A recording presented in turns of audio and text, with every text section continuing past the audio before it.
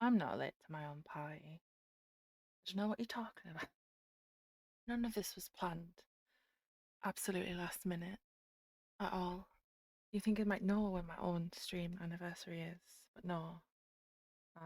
You tried to tell me that. I was like, oh no. I was intending to do a lot of different things, but I've been so sick, so ill. I had to get B12 injections because my body just didn't have B12 in it, which is always a fun moment to have. I also don't have any vitamin D, which, also a problem. Might help if I went outside in sunlight.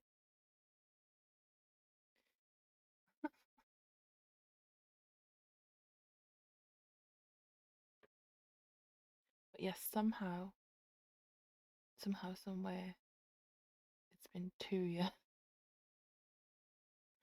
And I say like the entirety of last year wasn't just a mess.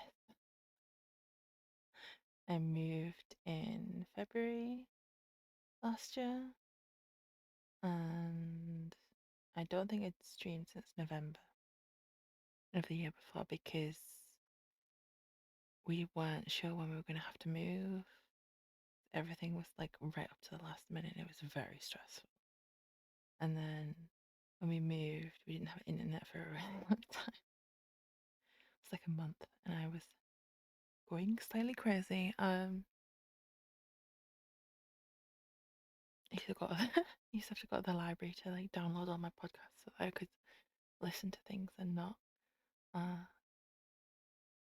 go crazy than I already am, which is saying something.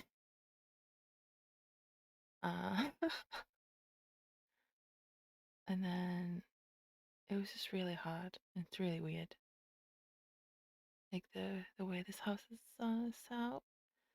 Uh, is before I was just like very far away from everyone else because of how all the rooms were set up.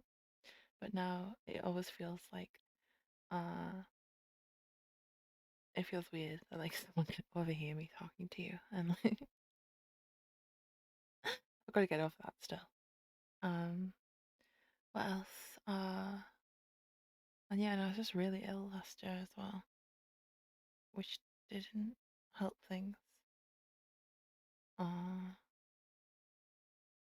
you know, like I would start stream at like 7 p.m. my time, and then about 5 minutes into it, I'd be like, I'm so tired, I need to go to sleep. And I'd just be like yawning constantly, which isn't great for anyone, really. But I tried to push through it for a long time. Now we found out why, possibly. and then, and then, I've been busy, and my, just being busy doing things. I did some like art therapy. I did floristry classes for a bit. I'm kind of in a weird limbo at the moment between trying to start something new and it feels like everything in the universe trying to stop that from happening. Uh, like anyone who's been here for a while, you might know that like I super messed up my shoulder in 2019, and I didn't see anyone about it for a very long time. It's only last November that I went to go get it looked at. And it's taking a like long time to figure that out, but I expected that. But part of getting my shoulder, part of getting my shoulder into is getting these B12 injections. Because low B12 can give you muscle pain. So they obviously wanted to like see whether that was just that or whether uh you know it was, it's something else. It's definitely something else. Uh but we're just waiting to see and like making the appointments and just dealing with everyone. Having to go in and be like, hi, you said yesterday that you would ring me and you didn't ring me. Are you gonna ring me? And then be like, oh yeah, we forgot to do that. Come in tomorrow, we'll ring you. If we don't ring you this afternoon, then they don't ring you, so you have to go in again. And then they're like, why are you here again? Like, you didn't ring me. Oh yeah. It's been interesting. And then like having to get something prescribed and then be like, go tomorrow and get it. It usually takes 3 days to dispense, so like I waited 3 days and go to the pharmacy. Oh yeah, we don't have that. They never sent it to us. It's like fun times. So I'm very stressed. And that's why I may have forgot uh you do stream and uh stuff like that.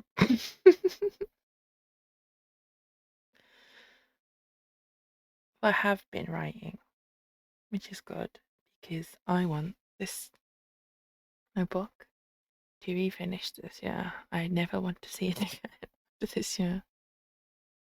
Uh, it's taken a very long time to get through editing, and then this time editing it through. Oh my god,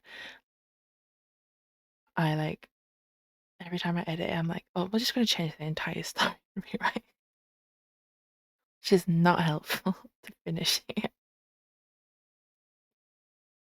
Shockingly, but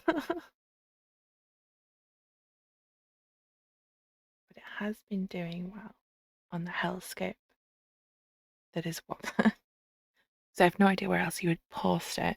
Original fiction, but it's definitely not like an oeuvre of like what's popular on Wattpad, which is like ABO, uh, werewolves, uh, marrying your billionaire CEO, uh, romances out there. It's like, welcome to this very weird, very niche joke I'm making.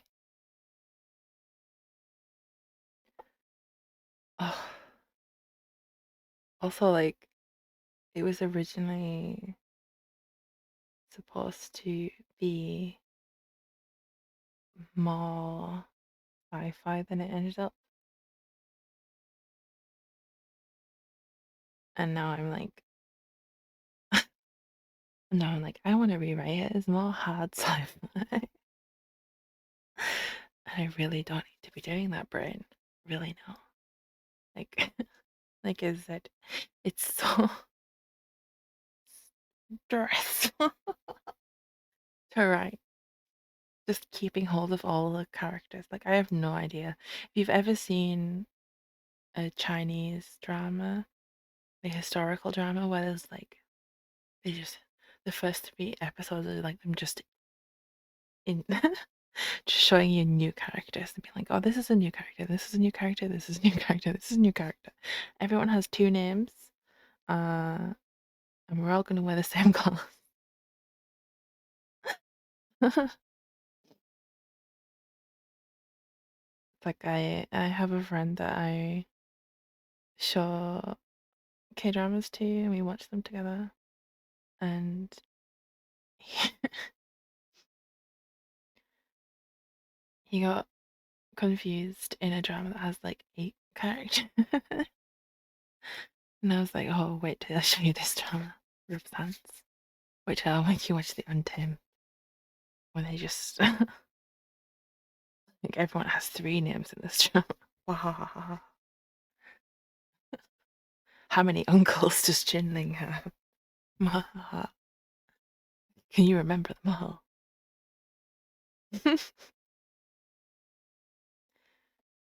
Oh. We do a thing where we play a quiz game together, and everyone's been making like their own quizzes.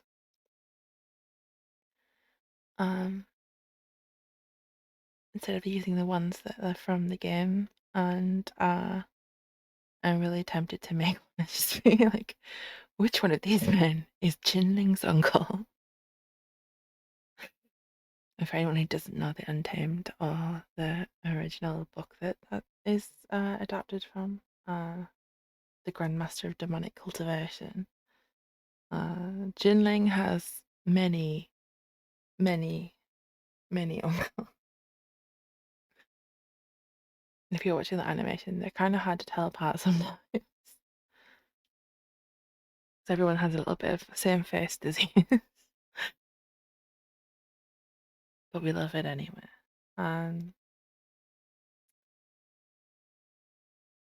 I have other things to say, and I can't remember what they are. I did write like a thing about it being the 2-year anniversary, but then I was like, no one's ever here. No one's ever here. No one cares. But we definitely have come a long way, especially if you ever brave YouTube and watch my old videos, and you hear how I used to talk then, and know that it used to be worse than that. And I also edited out a lot of gaps in when I spoke.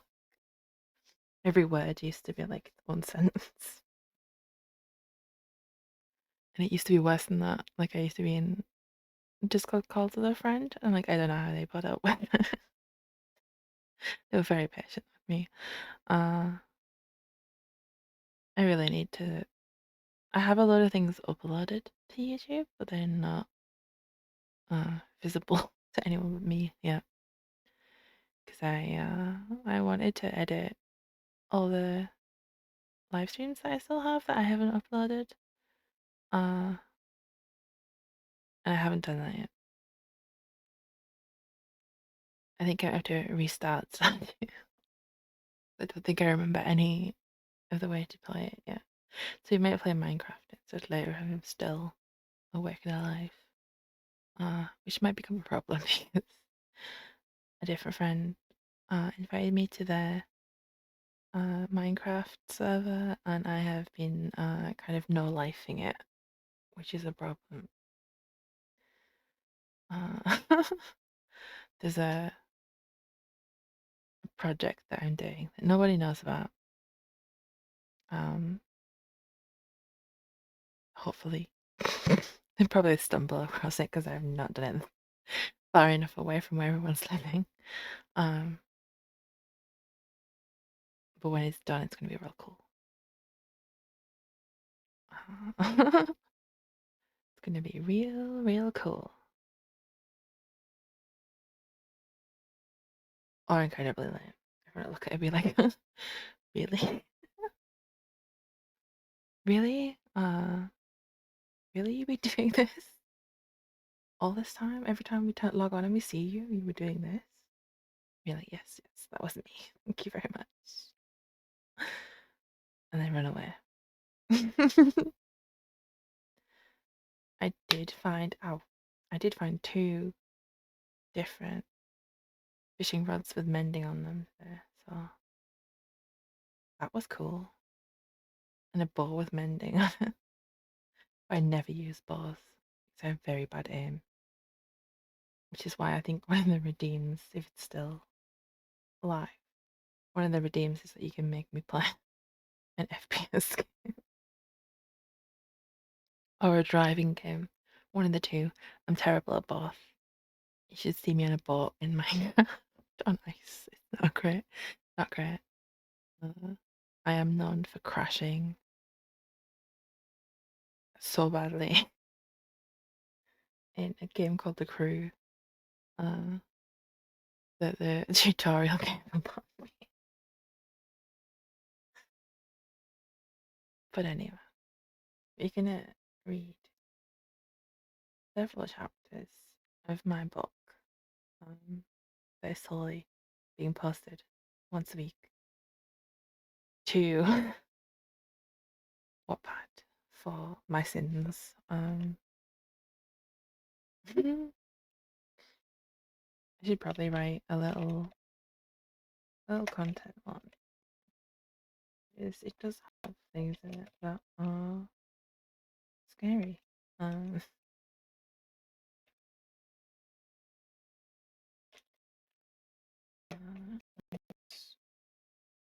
I think everyone to be safe and happy. I can't do much on the happy side, but medical inaccuracy. Blood.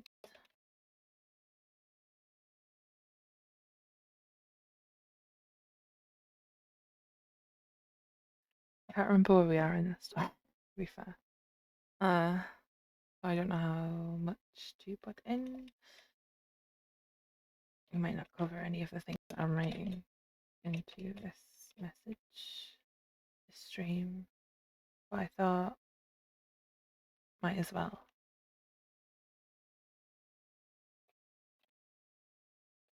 Might help if I could spell. Medical inaccuracy, blood, bad people being bad people, violence, ableism.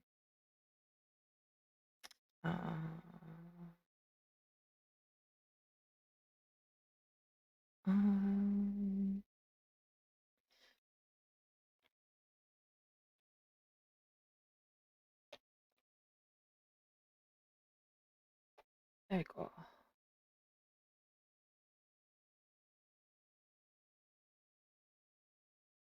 That should do it.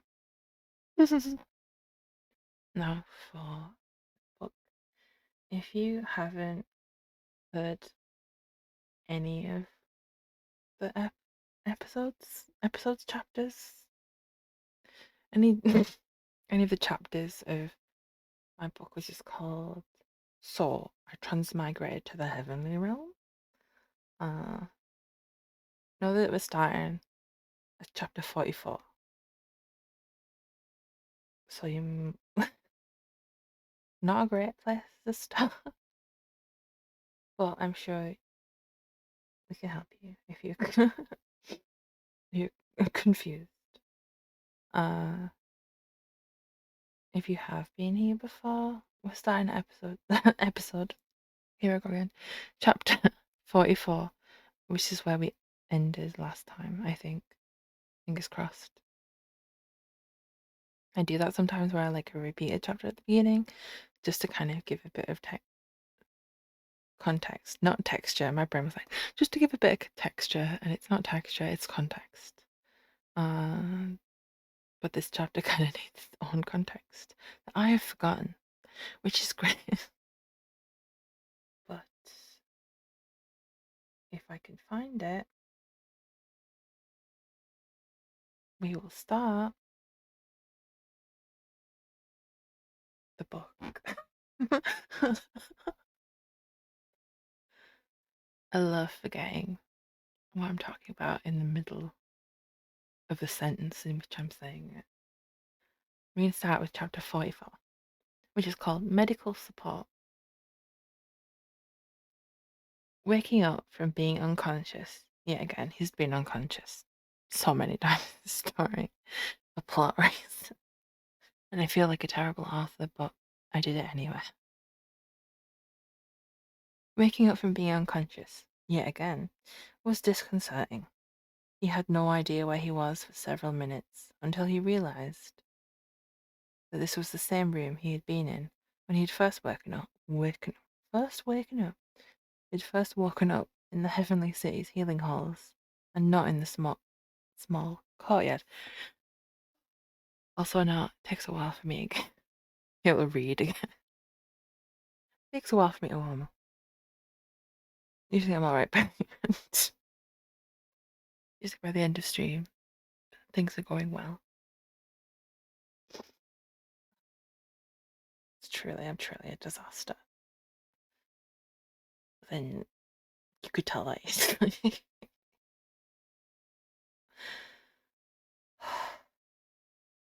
Where do I even start? Forgets on anniversary. Forgets to do all the stuff that I was going to do before that anniversary. I was going to have a new body. I was going to have new scenes. I was going to have new outfits. I was going to have my life together. Not happening. We're in God Hospital right now. The God Hospital, whilst not exclusively for gods, was more amusing to refer to it in this way in his mind. Pushing back the bed covers was just as difficult as it had been the first day he had found himself in the heavenly city. I just suppressed the first yawn of stream. We're 21 minutes in. We're doing good. Usually it's like immediately. Someone had tucked him into the bed so tightly that it was amazing that he could even feel his feet at all. Had Dax still been human, he would surely have suffocated if they were on that tight. He was thankfully still wearing the clothes that he had chosen especially to visit El Galdi at his office. It might be a healer's job to help people change clothes, but it still made Dax uncomfortable to know that someone had done that whilst he was not aware of it happening. His right wrist was swollen. Patchy gold spot gold patchy goals. Patchy gold splotches across the skin.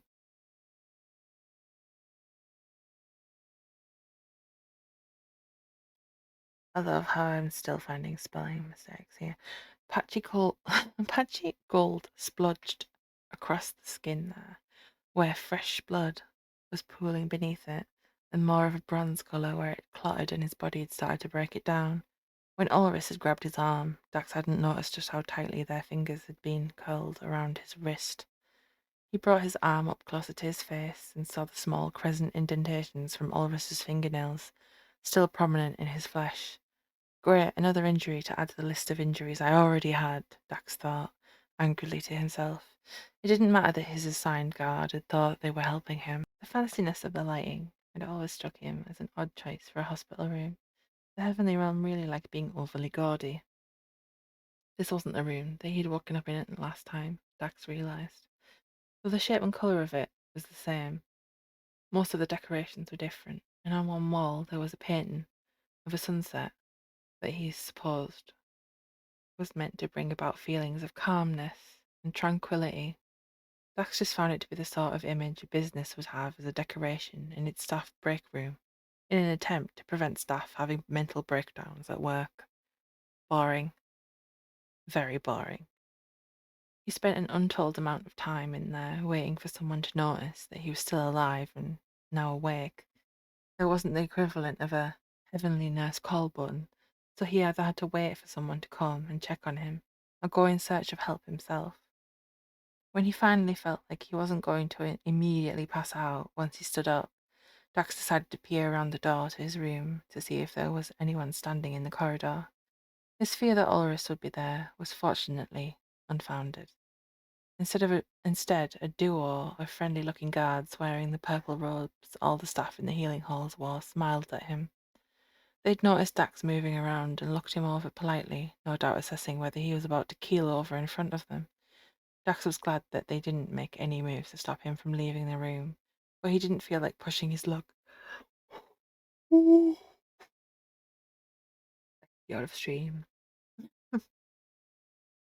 Didn't feel like pushing his luck with another tug of war on his limbs today. All the bruises on his arm were enough for today. Too many todays too close together. This is what we get from reading. We realised all the mistakes we had. And it wasn't like he was going to be able to outrun them when he felt like death warmed over. Are you in pain? I can go get you a healer if you would like me to, one asked. Are you hungry? I can get you some food, asked the other. Dax hadn't realized just how hungry he was until he was asked if he wanted food. His stomach rumbled, angry at him for forgetting to feed it. Dax couldn't remember when he had last eaten. It must have been yesterday morning before he had visited Algaldia, and they had talked most of the afternoon and the entirety of the night. He probably should have brought snacks with him. The pockets in this robe were certainly deep enough to carry a lot of things in them. Can I have some food, please? The words were barely out of his mouth when the guard who had asked him was already scuttling off to get it for him. They were quickly replaced by another guard who was laughing and holding a box of coloured pencils and a colouring book. For you, in case you get bored, there's not a lot to do here, he said with the look of someone who had spent a lot of time as a patient and a gravelly voice. Dax took the distraction gratefully and thanked the two of them before heading back into the room. Standing was starting to make him feel dizzy. It wasn't the same guard who had gone for his food that returned with it. Instead, it was Omdum, who was standing at the foot of his bed with a bowl of soup on a silver platter. Dax took one spoonful of the soup before immediately spitting it out into a conveniently placed decorative bowl at his bedside. Parsnip. Parsnip soup. Parsnip, the most accursed vegetable in both his home world and in this one. The smell alone made him want to gag, and he pushed it away, taking the small bread buns covered in poppy seeds and all but inhaling them. He was hungry, very hungry, but not hungry enough to eat anything that had parsnip in it. Actually, after the shock of eating parsnip, Dax remembered Elgaldia had given him something to eat during their conversation, some sort of granola bar looking thing. When they had reached the part where Dethos had died, that had to mean he had been unconscious for at least a day then, if not longer, otherwise his stomach wouldn't hurt this badly. After seeing his rather violent reaction to the offensive root vegetable containing soup, Omdum had one of the guards go replace it with a simple chicken and vegetable broth that was endlessly better. Dax all but shoveled it into his face with what had to be one of the world's smallest spoons. Once he was finished eating, Omdum examined him again. Apparently he'd checked him over when he'd been brought in, but hadn't pried too deeply when Omdum had seen that he was merely exhausted. Now that Dax was awake and capable of advocating for his own care, Omdum wanted to do a more comprehensive medical examination. When the god of healing reached his wrist and saw how extensive the bruising was, he frowned. "How did you get this?" he asked gently, rubbing his fingers over the splotches of gold and copper that covered it, manipulating his hand to make sure that there was nothing broken. Ulrich was very insistent that I not be sat next to the god of war, Dax answered, wincing as the swollen flesh of his wrist protested being bent back and forth. They grabbed my arm and tried to yank me away. "Against your wishes?" Omdum asked, pointedly looking up at his face as he wrapped a cool-feeling supportive bandage around the bruised part of his wrist. "Very much so," Dax huffed, brushing hair out of his eyes with his free, non-injured hand. The healing god seemed to be thinking very deeply as he continued winding the bandages round and round until Dax was no longer able to bend his wrist at all. "I've had a word," said the old god, finally pinning the end of the bandage in place with a small safety pin. Now finished with this task, he sat down in one of the chairs meant for the patient's visitors that had been neatly stacked in one of the corners. He'd sort of flopped into it, like he had had a really long day, and was reveling in actually being able to take a break. With all the humans praying to him for healing, his workload had to be even crazier than Elgaldia's. Max awkwardly sat on the edge of the bed fiddling with the corner of the duvet cover. It was a pale orange and had little yellow and white ducks on it. The feeling of awkwardness only increased in the silence that lay between them. He wanted to ask a lot of things. The first being whether he could go yet, and the other being what the plans were to, actually support his health and well-being. If there were any at all. Did anyone care about making things better instead of treating him like some sort of exotic wild animal? Can I get a walking stick or a wheelchair or a walking frame? Are these scars meant to hurt this much? How do I use my powers safely? But like every doctor's visit he had had back in his original world, nothing came out of his mouth. He was too scared to hear the answers or to be ignored again, so he waited in silence for the other person to say something. "I'm not going to make you stay here long enough to get a proper meal." I'm only I'm not going to make you eat food. I'm only going to make you stay here long enough to get a proper meal down you. Don't worry, you're not being held hostage in the hospital, Omdum said from his slumped position in the hospital chair. Dax sighed. The muscles in his throat were contracting almost painfully. His eyes were embarrassingly wet. Don't cry, he told himself. Don't cry. Don't cry in public. Don't cry in public. Don't cry in public. The tears that had started to well in the corners of his eyes were soon threatening to fall, so many had gathered there. He still couldn't talk, couldn't ask the things he wanted to ask, couldn't ask the things he needed to know, couldn't demand better care because he was chanting, Don't cry in public, don't cry in public, don't cry in public, in his mind, over and over in an increasingly harsh tone. It proved to be pointless, as the salty wet proof of his distress defied his orders and ran down the side of his nose. Then he hated himself even more for the loss of control. Omdom stared at him in increasing horror as he held out a handkerchief for Dax to wipe his face. Dax ignored it, even as it was pressed into his hand, as if not blotting his tears with it and letting them run freely down his face would mean that he wasn't crying. Having his tears acknowledged by the other god made him feel worse. I just want to go home, Dax thought desperately, wanting to leave but having no idea how he was actually going to get back home. Then he cried because he realized for the first time that he was thinking not of his home on earth with his parents, brother, and friends, but of the white marble palace of the weak god. That's Dethos's home, not your home. Everything you have isn't yours. I'm just a placeholder, something to fill the gap where Dethos was, just an echo of a memory, an actor playing a part. But there isn't even a script to read from. I want to go home. Dax sobbed, looking at the floating ball of light that marked the system. It beeped before flashing up a map graphic. Did it have this function since the beginning? If so, why hadn't it told him that there was an easier way of finding the War Department? Home is 1.2 kilometers from this location. Would you like directions? Home was marked as Dethos's palace. Omdum offered him another handkerchief, and when he didn't acknowledge it again, he started dabbing his face for him. Dax wanted nothing more than to lay on the floor in the fetal position until this feeling went away. Until now, he hadn't really realized how lonely he'd been feeling. Sure, he saw people every day, but that didn't mean that he had any close friends here. Omdum kept wiping away his tears until they eventually dried up, and Dax's face was stinging from the salt of his tears. He folded the square of fabric neatly and placed it in his pocket before gently taking Dax's hands in his own. You've been through a lot, and all of this must be very frustrating for you. You're used to being very busy, you're socially isolated from the people you once knew, and your manifested body isn't working the way that you're accustomed to, Umdum said. He was glowing a faint green colour that when his hands met Dax's own left a comforting warmth. I don't envy you for finding out about your death the way that you did. That's for certain, but I know, I at least, wasn't going to keep it from you forever. Dax looked at him, ready to accuse him of lying, but the sincerity of his facial expression made him hold back. I know that I certainly haven't been as active in your care as I should have been. This isn't something that I want to use as an excuse, but there was an outbreak in the south that also needed my attention, and that led to, well, it led to the situation we're in now. Omdum apologized. From from this close position that they were sat in, Dax could really see the bags under his eyes, and he felt some sympathy for him. It was nice to get an apology, but that didn't mean that one of the other healing deities couldn't have done something in his stead. With his bandaged wrist now throbbing painfully.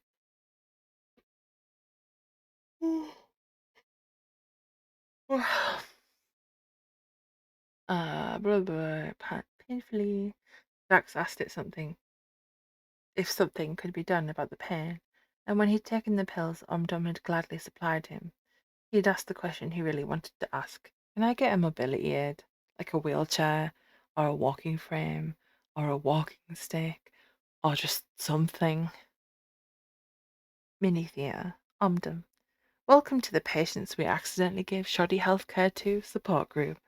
Let me start with our traditional greeting.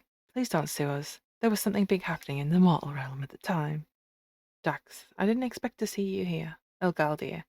Yeah, it took them hundreds of years to figure out how to neutralize the poison, and they kept giving me stuff to sedate me because of the rage. And now I have an incredibly high tolerance to it. And the last time I needed an arrow cut out, they couldn't put me under because the dose needed to fully sedate me would probably have killed me, and they thought that was unethical.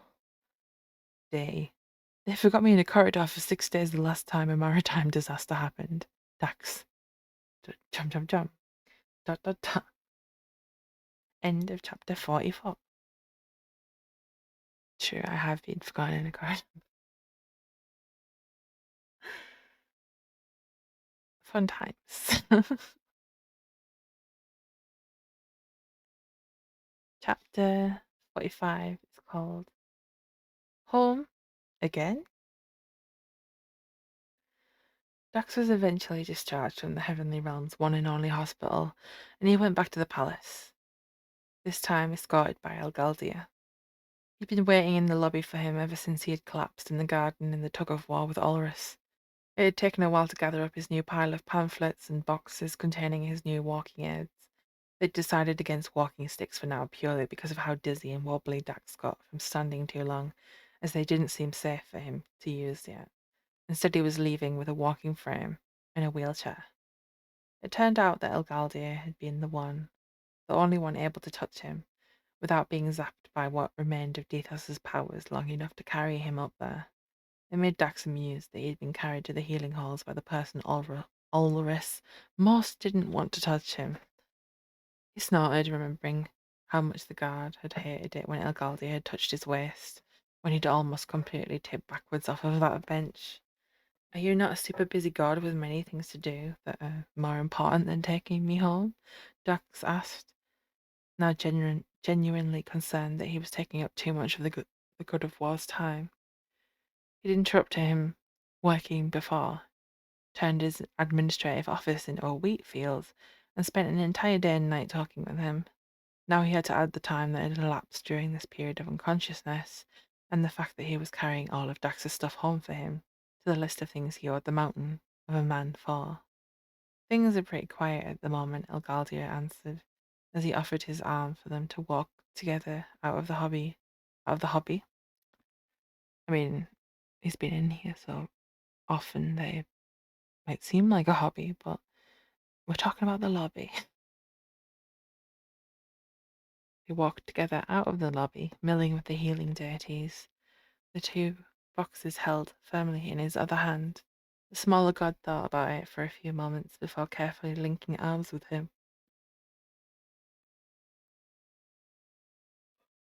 Still in awe that he could lift his stuff one-handed with what looked like an absolutely minimal amount of effort. Dax looked up at it. Dax looked up at him and raised an eyebrow in suspicion at his lack of work.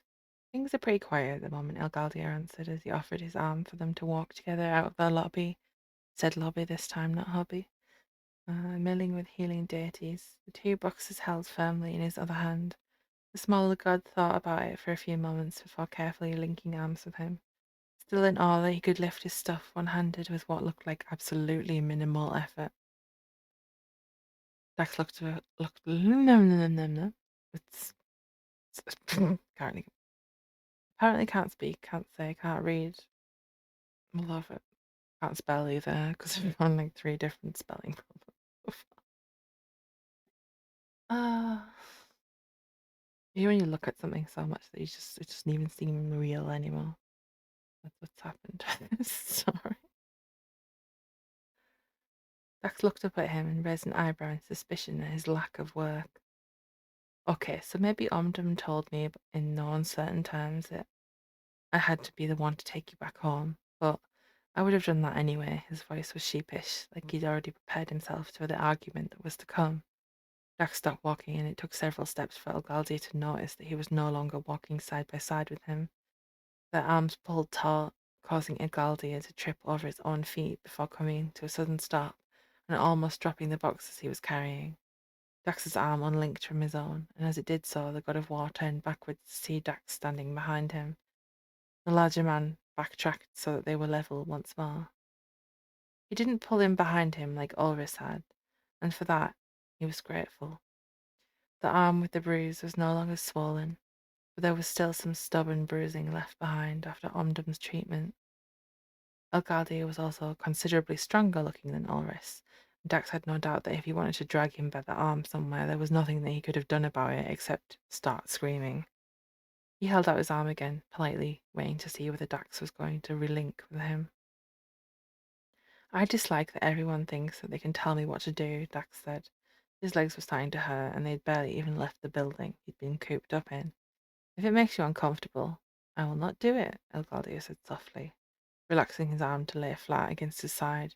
He'd known Dethos for what seemed like a very long time, and Dax always found himself simultaneously both the most comfortable and the most on edge around him. The god really seemed to know Dethos the best out of everyone that he had thus encountered during his stay here. Scroll, scroll, scroll, scroll. That meant that Dax had that meant that Dax had to always be on his best behavior so that he wasn't suspicious about his identity and set off systems OOC saying. Elgaldia was the person best at doing things in a way that didn't upset him, but also the most likely to catch him in the lie of being Dethos.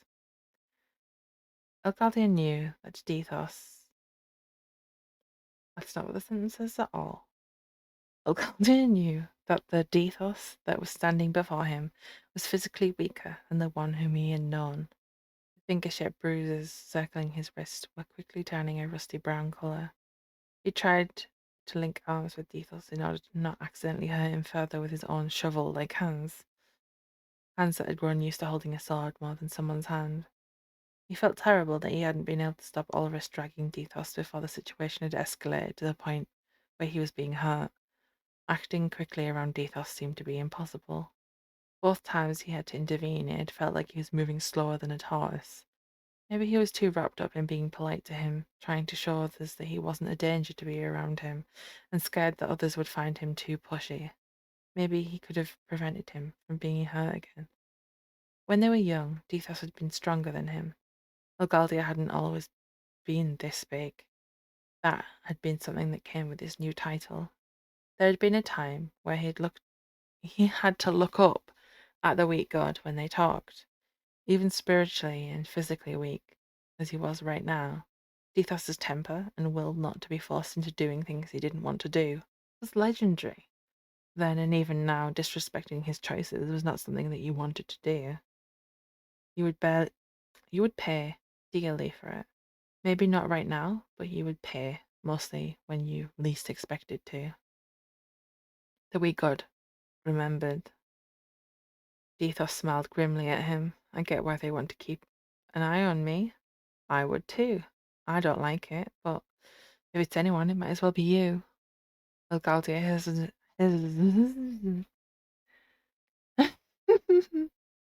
Elgaldia hesitantly put his hand on his shoulder.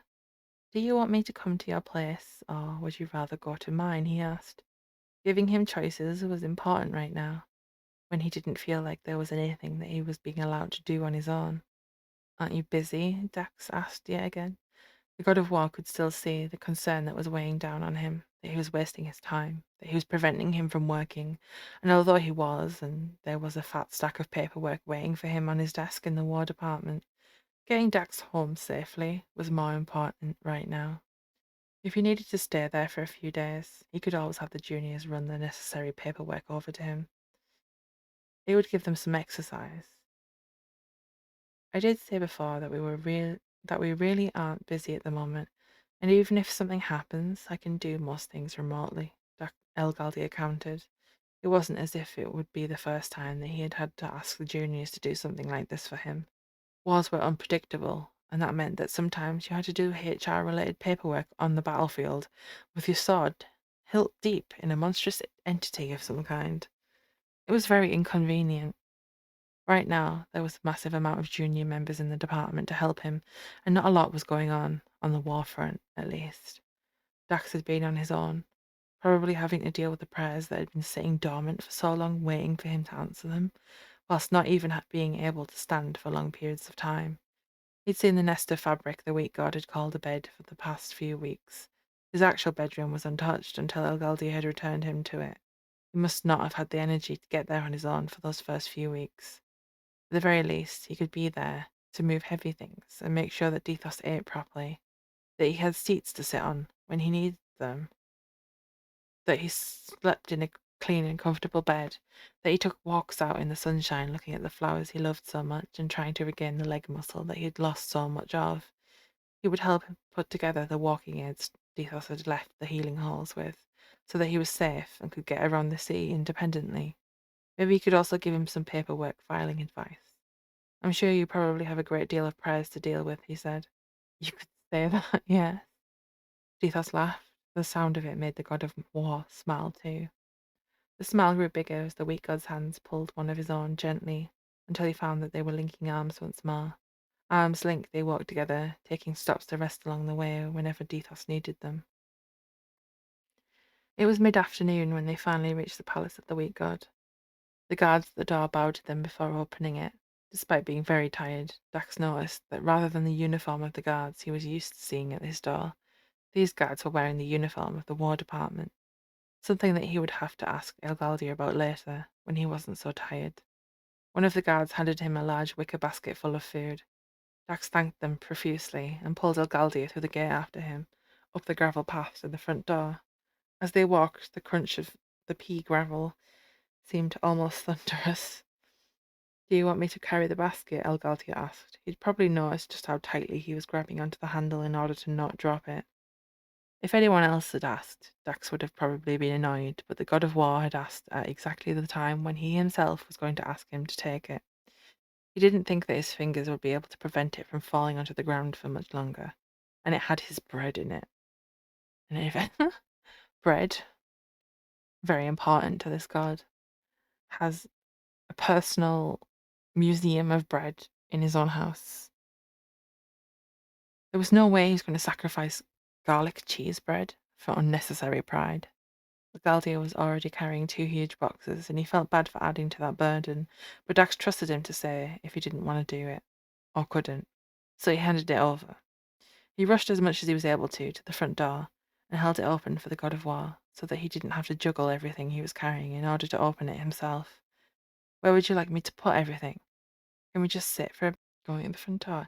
He rushed as much as he was able to the front door, and held it open for the god of war, so that he didn't have to juggle everything he was carrying in order to open it himself. "Where would you like me to put everything? Can we just sit for a bit first? My legs are killing me," Dax asked. He couldn't think around the cramp in his calves anymore. "Of course," Elgaldia answered. He placed the boxes on the floor in the corner of the room, somewhere no one would be able to trip over them, and placed his precious garlic cheese bread containing basket on a low table within easy reach of the couch Dax had flopped into. Speaking of garlic cheese bread, I had a really great one the other day. It was very good. I couldn't even wait for it to finish cooking. Like it hadn't started browning properly. I was like, it's cooked enough. Cooked enough. I don't know if anyone else does that. You just look at food and you go, I can't be bothered to wait for you to reach optimal cookedness, but you're not going to make me ill, so I'm going to eat you now. Can we just sit for a bit? We did that. Of course, Elgadia answered.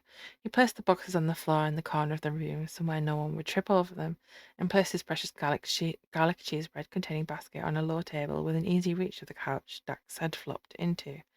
Sorry, we're repeating a lot at the moment. Sorry for making that walk so long. Sorry for not bringing a carriage. Once Elgaldia had helped Dethos to get settled in the reception room, where he had spent so much time since moving here, he went to ask one of the guards to send a message for him. There were some things he was going to need if he were to stay here as long as he was anticipating Dethos was going to need him here. He could have gone and retrieved them himself, but leaving the weak god on his own for several hours seemed like a bad idea. Plus, Elgaldia wanted to get started on assembling the wheelchair for Dethos. A wheelchair was top priority right now, because it was the thing he would need the most when exhausted as he was right now. The walking frame could wait till tomorrow without causing too many problems. When he returned, Dax was already asleep with a piece of bread lazily hanging out of his mouth. His cheeks, now much chubbier than they had been when he had first seen Dethos in the cave, were covered in the greasy remains of garlic butter. Garlic butter. Mm-hmm. We love garlic butter. Aglatia smiled, reaching down to pull the last piece of bread gently from his open mouth and returned to the snack plate it had come from.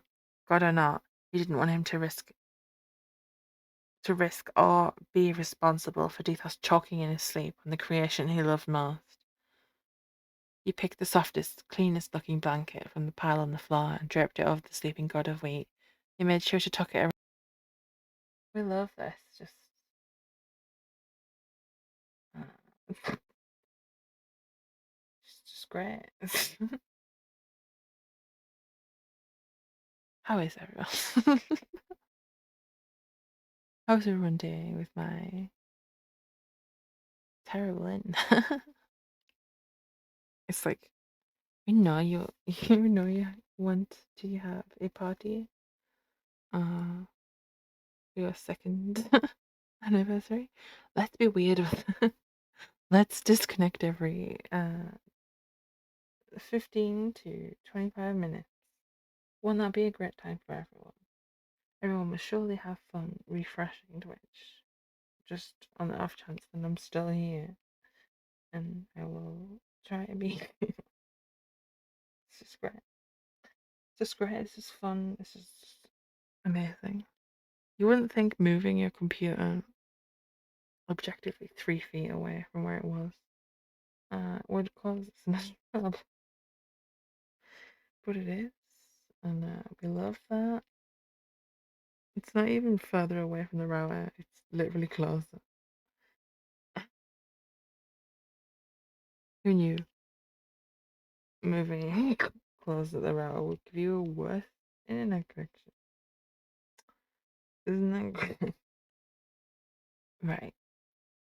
Let's see how much further we can get into this. We're not even well, we're at the end of a chapter and we're just doing the funny haha bit. And then it's it's great.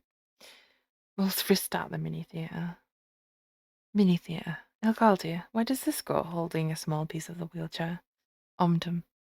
IDK, I don't make them. Elgaldia, why are there so many small pieces? Why do I have pieces left over? Omdum, did you follow the instructions? Elgaldia. Obviously. Dax, snoring peacefully. I don't know if anyone's ever done an IKEA flat pack. Sometimes you do it, and at the end, you have spare pieces, and you're like, surely this is meant to go somewhere. I feel like sometimes they give you more pieces just in case you lose them, because we definitely lost some nails. The little pin nails. When we're doing bookshelf, and the next packet had like enough to do that packet, that bookshelf, because we had two, an extra, so we could finish doing the other one. In my defense, they were tiny and easily losable. Chapter 46 is called Wheelchairs and Moving In Again, Part 1, because this chapter, when I wrote it, got to be like 8,000 words, and all other chapters are like 1,000, 2,000 words, and I was like, I can't have one 8,000 word chapter in this book. I can't do it. I won't do it. Chapter 46. When Dax awoke from his nap, it was early evening. The air blowing through the open window was cool and smelled of flowers. A small perk of living surrounded by them. He stretched, sleeping in a chair was overrated. Fluffy though the blanket was, it wasn't particularly warm, and Dax found himself shivering a little. Surely it hadn't been this cold when he had gone to sleep. His toes and how stiff they were likely the reason he had woken up in the first place. Dax wrapped his fingers round his toes, wiggling them and rubbing vigorously to try and warm them. His jaw made a disconcerting cracking noise as he yawned, rather like someone we know's jaw, aka me. Like, I got told by a dentist, just don't yawn. Like when I yawn, it makes a really loud noise. Yeah, just don't yawn. Just great thing to tell someone that has chronic insomnia. Don't yawn. And he rubbed his eyes. And all the walking yesterday had really sapped his energy, as if he wasn't tired already. It was hard to feel worse than when he had woken up in the healing halls after passing out, but the way he was feeling right now was pretty close to it. I think that's yawn 5. Now that the blood flow had returned to his toes, Dax could feel the cramp that was radiating up his leg. He lay back down again, attempting to relieve it by rocking his ankles up and down his calf, as his calf muscles attempted to snap his legs in two. This wasn't a sensation that was new to him. He spent too long playing games, sat in the same position, or forgot to drink enough liquids because he was just 5 kills away from leveling up. Dax was prone to random attacks of cramp like this. It truly felt like his body was attacking him when it happened too, because they came on suddenly, seemingly from nowhere, and the pain was debilitating.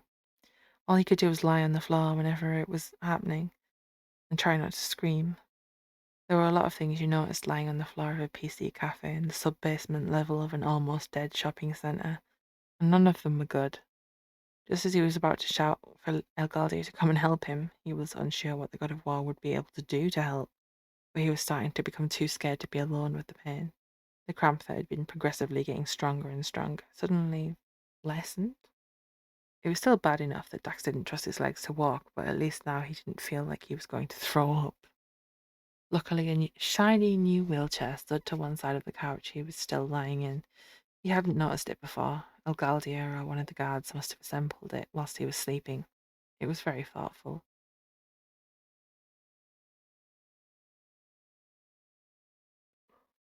Using the fabric of the sofa, Dax pulled himself upright again, gingerly placing his feet on the ground. The intense ratcheting cramp didn't return, despite his fear that it would, and he managed to lift himself up into the wheelchair, only noticing the note that had been placed on it when the paper crinkled under his bum. Dax fished it out, careful not to lean too far to one side and risk tipping over or falling out. It was a hastily written note in the same blue ink he had seen on thousands of prayers now fulfilled. My juniors are bringing some of the stuff I need over for the next few days. I hope the noise didn't wake you up. If you need me, I'll probably be in the garden. If not, just ask one of the guards. I safety tested the chair. If it can take my weight, you can use it without any concern. Underneath that was signed. Underneath that, it was signed in a rather messy signature. Elgaldia. P.S. I hope you don't mind that I took the liberty to assemble it for you. He truly didn't. Once Dax had put together a bike for his younger brother with his father, and the experience was enough to put him off bikes for life. Assembling a manual wheelchair had to be even more annoying to do. There were so many pieces, so many washers that could roll under furniture, never to be seen again. Using the wheelchair took a little getting used to. Dax totally did not slam into a wall and knock over a coffee table, and he would thank you not to bring it up. Thank you very much. Finding the wheel locks and releasing them so that he could actually roll around might have also taken him a somewhat embarrassingly long time to do. Now he was able to roam the palace again without having to tow a dining room chair along with him. The thought was rather freeing.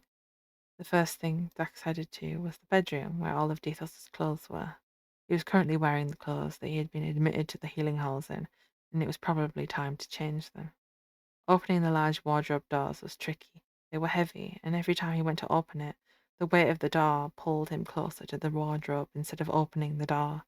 On his 5th attempt, Dax was angry enough to step out of the wheelchair and try and open the door while standing, only to find his legs were shaking worse than a newly born fawn. So that he wouldn't fall head first into a wardrobe door and knock himself out, Dax quickly sat back down in his chair. He still had a hand on the handle, and System, who'd become bored watching him attempt to do this on his own, displayed an instructional video for him. Ah, momentum. The door opened and Dax pulled out a handful of clothes from the shelves, assembling them into an outfit that looked all right. No robes today. The voluminous fabric, although comfortable, would probably get stuck in the wheels of the wheelchair, and he would have to be cut out of it. On his way back now, wrapped in something warmer, he decided that it was probably time to actually look around the gardens and maybe do a little gardening. He'd barely been outside of the house the entire time he'd been here, and when Elgaldia had escorted him home earlier, he'd noticed how messy things were starting to look out there. Somewhere in here there had to be a broom with which he could sweep up some of the fallen flower petals that were strewn everywhere like autumn leaves in November. He rooted around in a cupboard he'd found that he knew had a mop and bucket in it, and pulled out a rather sad-looking wooden broom. The brush part was a little wobbly where it started coming away from the broom shank, but that was nothing that a few hits with a hammer wouldn't solve. If Dethos had a hammer, Dax had no idea where in this palace it could be. It would probably be easier just to buy a new one. Dax wheeled himself around the courtyard of his palace, sweeping up fallen flowers from one of the small patios, cursing his still aching thighs as juniors from the War Office began carrying things up the main gravel path. He hadn't thought that Elgaldia coming to stay had actually meant that he was coming to stay. This much baggage was also not something that he had really thought would be coming into the house when he said yes. It looked more like he was moving in for good than to check upon him for a few weeks. Luckily, there was a lot of space in the palace, a lot of unused space he hadn't even looked at yet. Elgaldi seemed to have a better knowledge of where some of the rooms were in this place, and since System had refused to show him any further maps, Dax really could do with his help finding a kitchen or somewhere to do his laundry. Gods got dirty, and so did their clothes. All the clothes that had been in contact with the prayers were covered in dust and disintegrating particles of whatever had once been prayer papers. He'd piled them up in the corner of the bedroom he'd found, debating whether to just go wash them in one of the public fountains or put up a washing line and beat them with a stick or something to get the thick of it off. People used to do that to clean rugs back in the old days. Dethos's wardrobe was pretty vast, so he wasn't desperate to do any washing yet, but having a growing mountain of dirty clothes in your bedroom probably wasn't all that dignified for a god.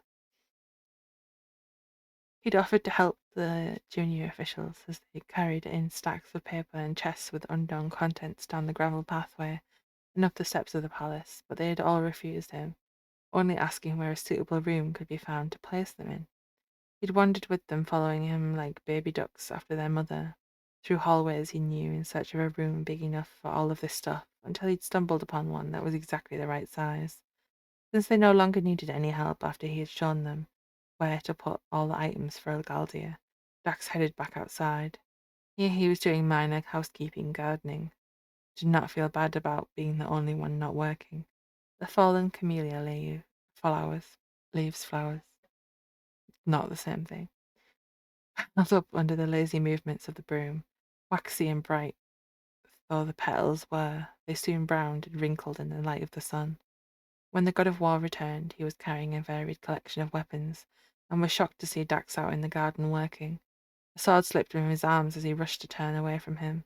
After propping the broom up against one of the hedges, Dax rushed over to help him pick it up, though it was pretty difficult to traverse the gravel in his newly acquired set of wheels.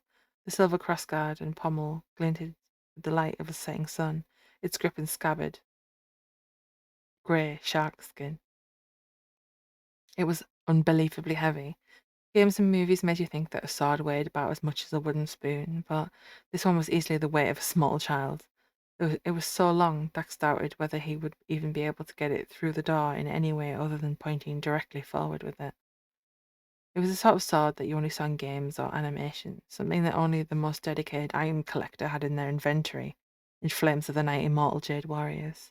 Gripping the hilt with both hands, he was able to heave it to waist height, with the point resting on the ground, but his whole body began shaking when he attempted to lift it fully off the floor.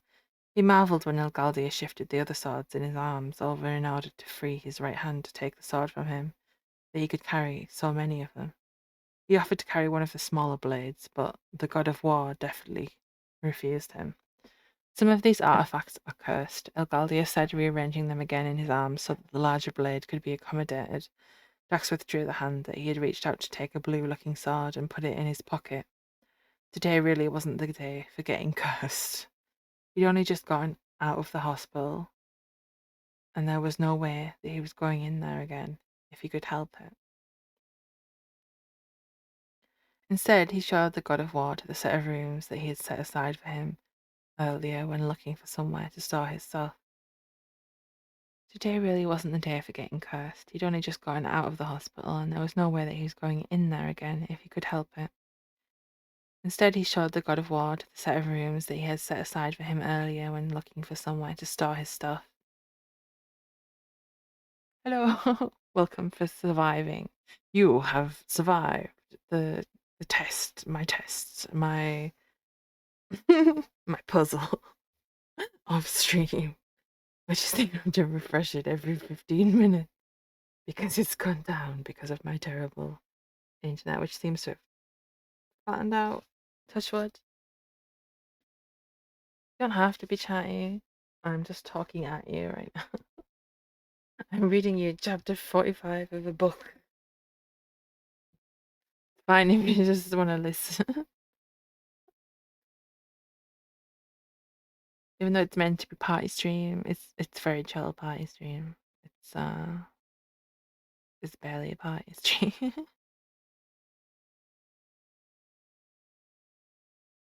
it's it's a lot, but we're managing to do it. So like, I may also be going insane slowly, so there's that too. I hope the job hunting is going well or goes better. One of the two, or both. See, I'm not struggling.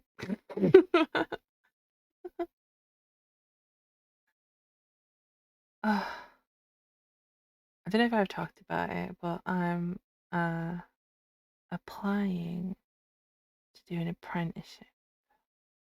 I don't know who I've told. No, I haven't done it. But go back to working with children. So I just punch the mic again. I don't know why I put it in a punchable place, but I do, and we all have to deal with that. To work with kids again. I do have a qualification to do that, but it's old, and I don't, it's on my left, and like I gesticulate with my left hand, and I just like punch straight. I feel like I'm punching you on the face by accident every time I do it. I don't know why I don't put it on the right, but then all my stuff's on the left. So fun times. But yeah, I'm gonna apply for that. But they keep ringing me when I'm asleep. Isn't that great? They expect me to have non gamer hours, and I keep missing their phone calls. I might have to just like go physically.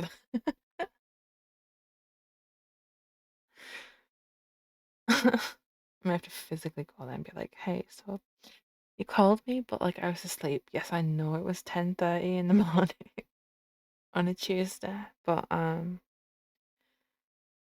yeah. And then the other time you called me, I was in a boat, and the other time you called me, I was on a bus, and the other time you called me, uh, I picked up the phone, and then you put the phone down. So fun times. Truly just makes me look very reliable. uh, truly. It's not for want of wanting to pick up the phone, but like when you're in a historical navy port, there's no space. There's no like there's no space. It's all like a one-way system, and it's about 5 foot tall space. And I'm not a 5 foot tall person. So getting your phone out to answer it is not easy. You're just in the hull of a ship. And if you're curious about why I was there, it was a museum I went to with my sister. I took her to a museum because she likes museums, and Otherwise, she would just never leave the house. We go there like once or twice a year, and it's like, of all times to ring me, it has to be now. I'm literally bent double.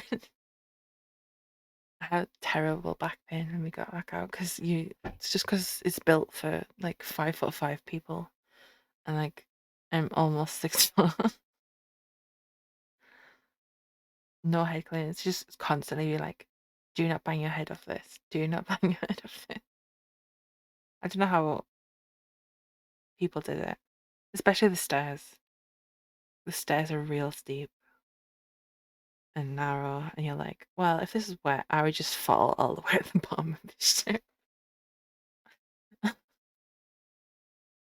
I once did a piece of voluntary work where you um read old naval infirmary uh like things where like sailors would get hurt and then they would go to the naval hospital and then all they would write like what was wrong with them, how long they were staying, uh whether they were cured and whether they went back to ship or not. And like a lot of them are like got hit in the head by the by the boom of the mast, fell down the stairs, got got squished by a cannon, uh, fell over a cannonball and broke his toes, fell out of the crow's nest. Uh, that was a crazy one to read. A lot of them kind of injuries was like got shot, got stabbed, bit someone, got bit by someone, punched someone, and then like every other thing that happened, uh, he just backlicked. So we're gonna have a fun time finding where we were in the story after I finish my tangent. Every other uh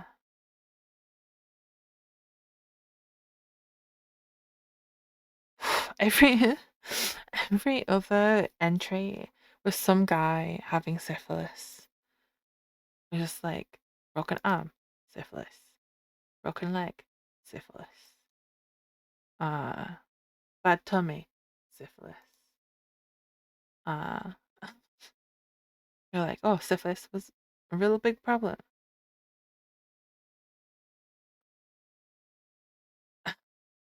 Syphilis, real big problem. And it was very bad. It was just very interesting and it got kind of amusing at some point. And I forgot entirely what I was doing. Uh, I have scrolled too far through this. We were reading Wheelchairs Moving In again, and I have completely lost where we were, which is great. Uh, there were swords, and we didn't want to touch the swords. So we were like, yeah, I'm not getting cursed today. Not today. uh, yeah,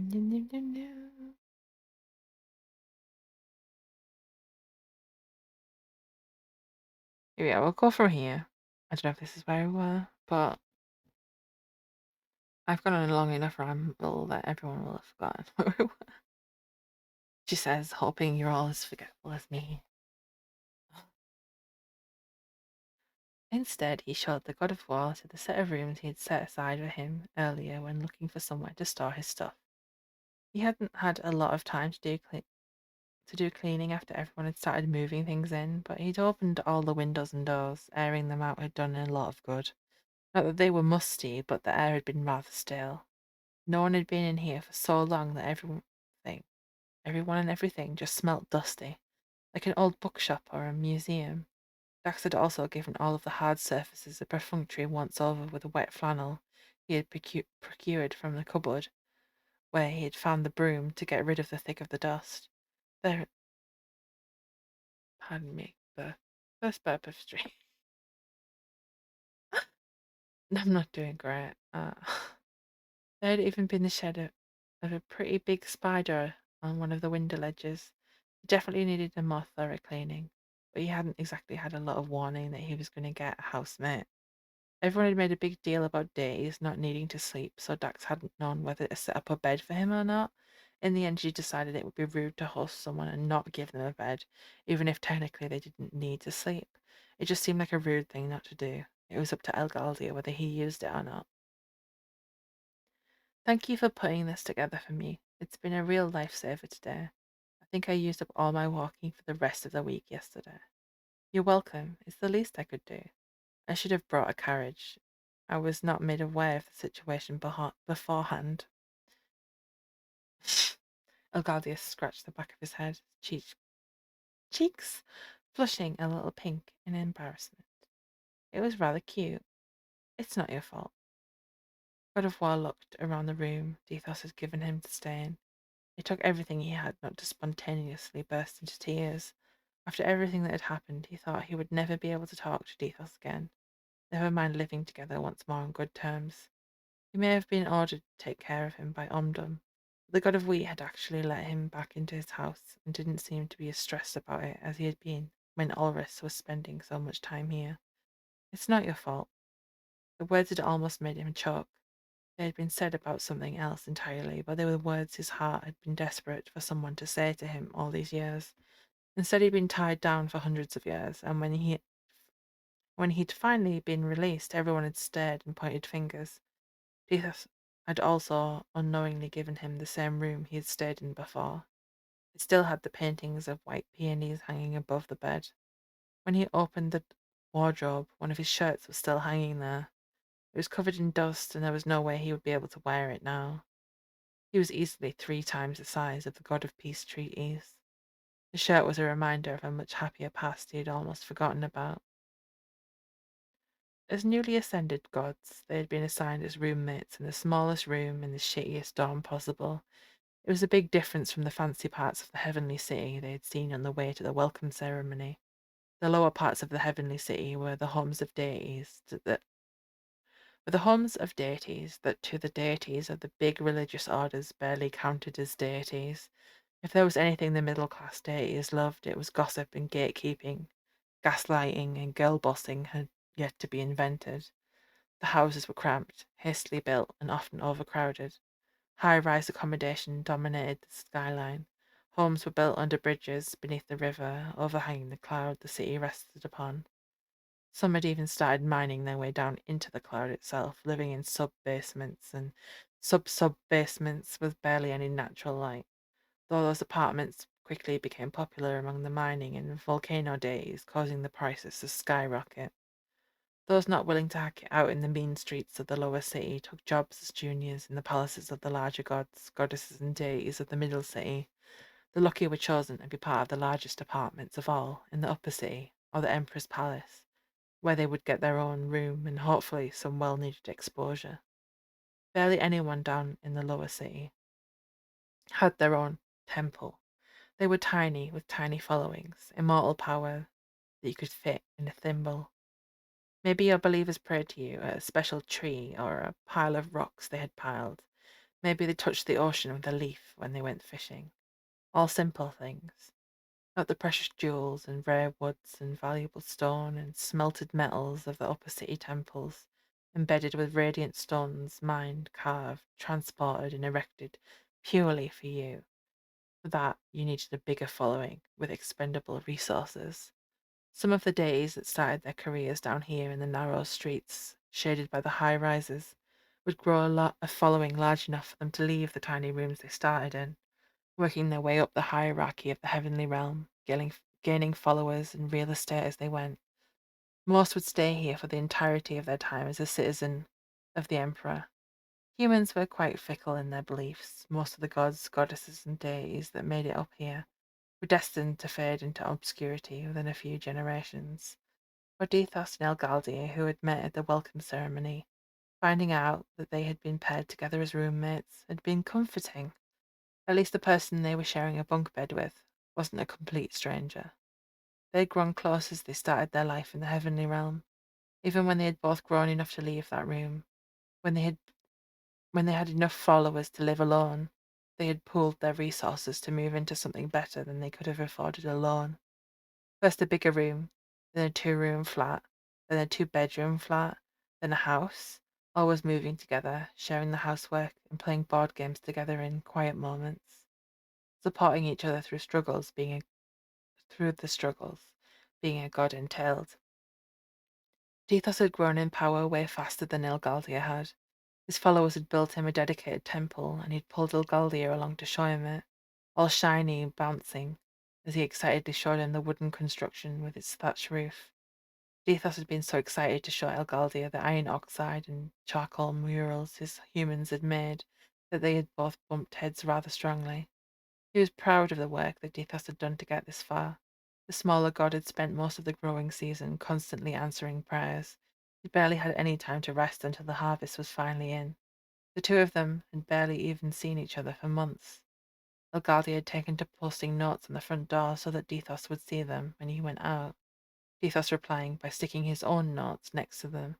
It wasn't how either of them would have preferred to have those 6 months go, but it kept the friendship going.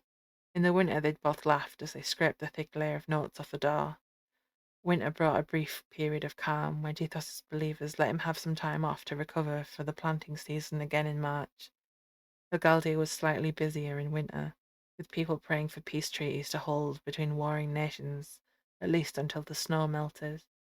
The next winter, Dethos had come home with a mysterious smile on his face, taken his hand and led him up the hill to the upper city. They walked and walked, passing impossible fancy palaces of the heavenly realm's elite, until the god of wheat stopped outside a dazzling white brand new residence, the palace of the wheat god, palace he was still living in to this day. It had been smaller in the beginning, with the humans adding to it continuously over the years.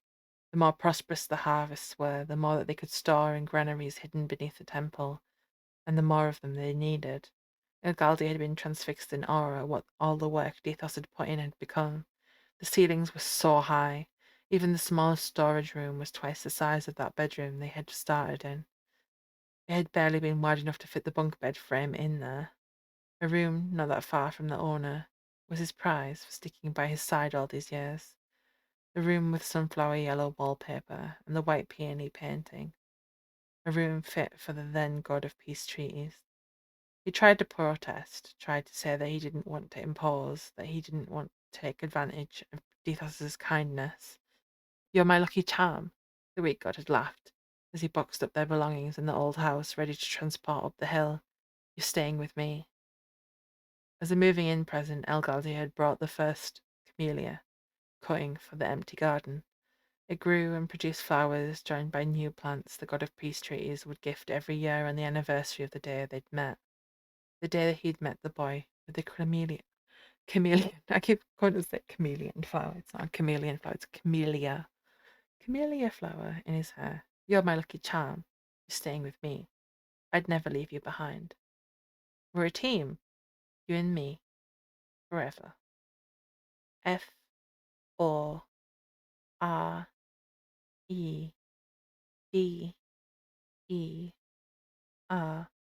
dot dot dot. Somehow they had gone from colleagues to roommates to friends to best friends to two people who were in love, desperately, desperately in love. After everything that Dethos had done for him, the least he could do was pray to him every day for 4,000 years. Someone that good deserved better. Mini theatre. Dethos, do you think we have too many camellia? Elgaldia. No. Dethos. Okay. Elgaldia, do you not like them? Dethos, I love them. I'm just worried that they're getting overcrowded. Elgaldia, we can just grow them indoors. End of that chapter. I've forgotten what chapter it was. Isn't that fun? 46. It was 46.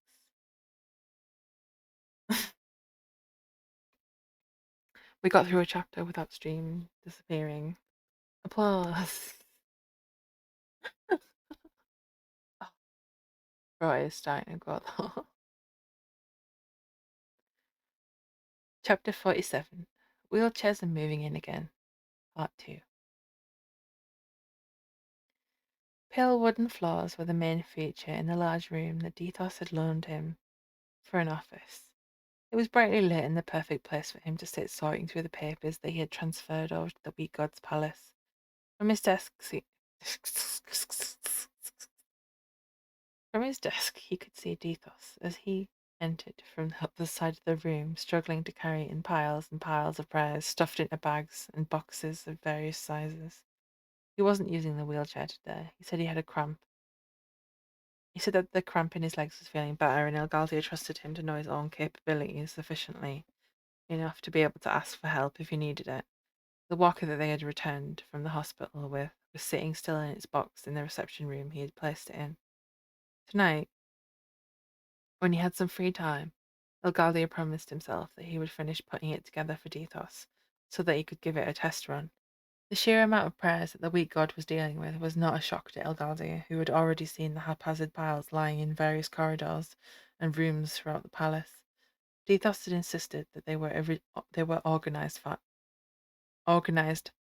piles of files. What a sentence! Uh,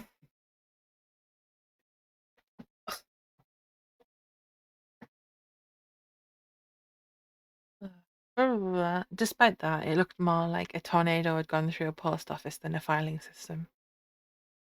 I imagine it looking like if anyone's ever read Going Postal by Terry Pratchett, I imagine it looks similar to that post office. Which for anyone that hasn't read that, it's a post office that's just been abandoned for years. It's just full of all the posts that never got sent. It may be becoming sentient. Touching the prayers of others was something very taboo, and not something that he would have done without written permission. But the sheer chaos of it was concerning him. Instead of having a go at Dethos for not tackling the prayers one at a time, and therefore not making his home look like a paper recycling plant, he decided to have a word with Elowyn, the goddess of carpentry. Surely she would be able to come up with a practical storage solution. Elowyn had come very early in the morning, carrying a large measuring tape and an extensive design book for Dethos to choose from. It didn't take very long before she was back carrying the pieces that would become a bespoke storage space. Installing the extensive filing and cabinetry solution took a few hours. You haven't read the book. Mm-hmm. It's from like Terry Pratchett's books. Like you can group them in like different arcs. You can generally read most of them without having read any of the other books. I know we read Monstrous Regiment, um,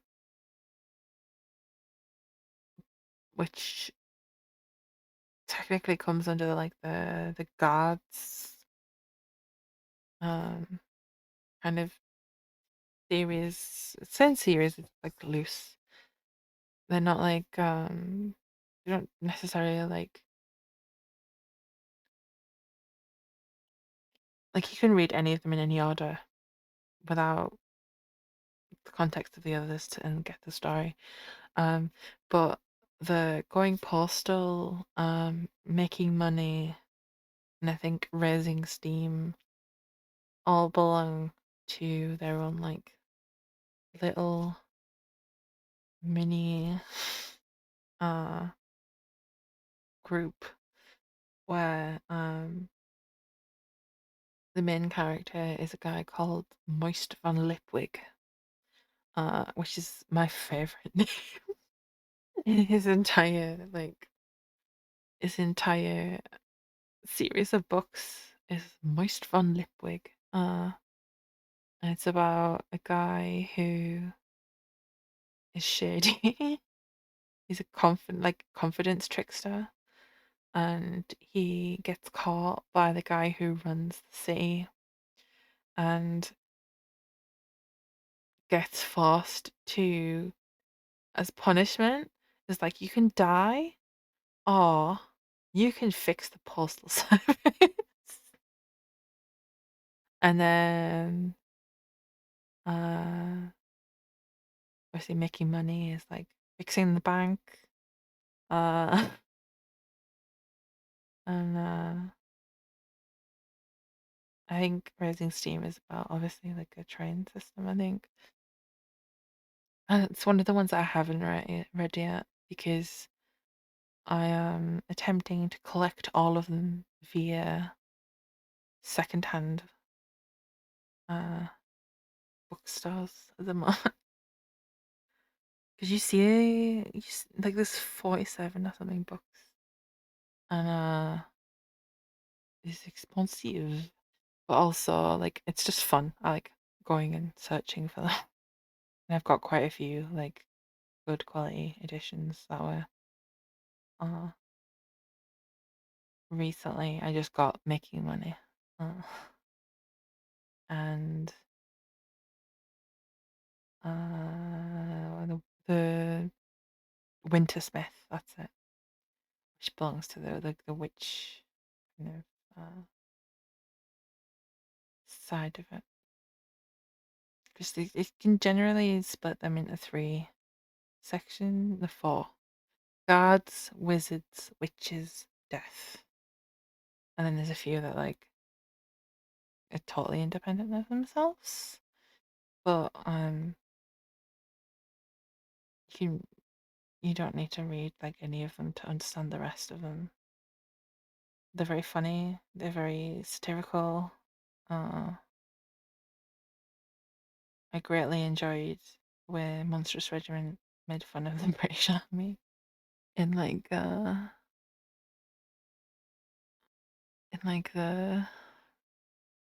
just the way that people interact with each other.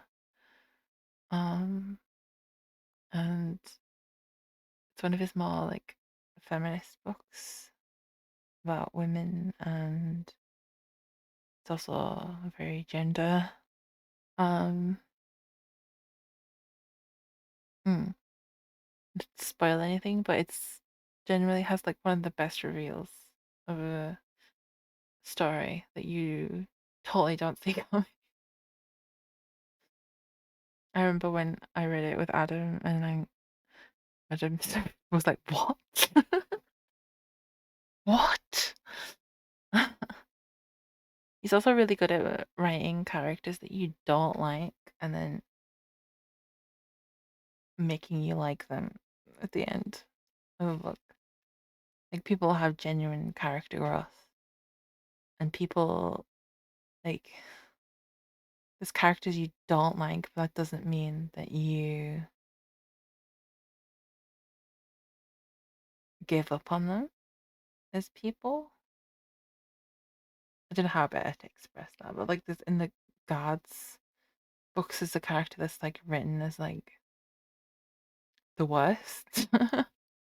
And they like develop as a person over time. And it's very cool. It's very fun, very cool. I'm also collecting Red Bull books. I have 3 left that I don't have, and they are very much my childhood. Like how do how could we tell that Raven loves animals and mystery? It's all these animal mystery books. Maybe that's it. No. Should totally bring back oh, reading in the Discord. They were fun times. I miss them.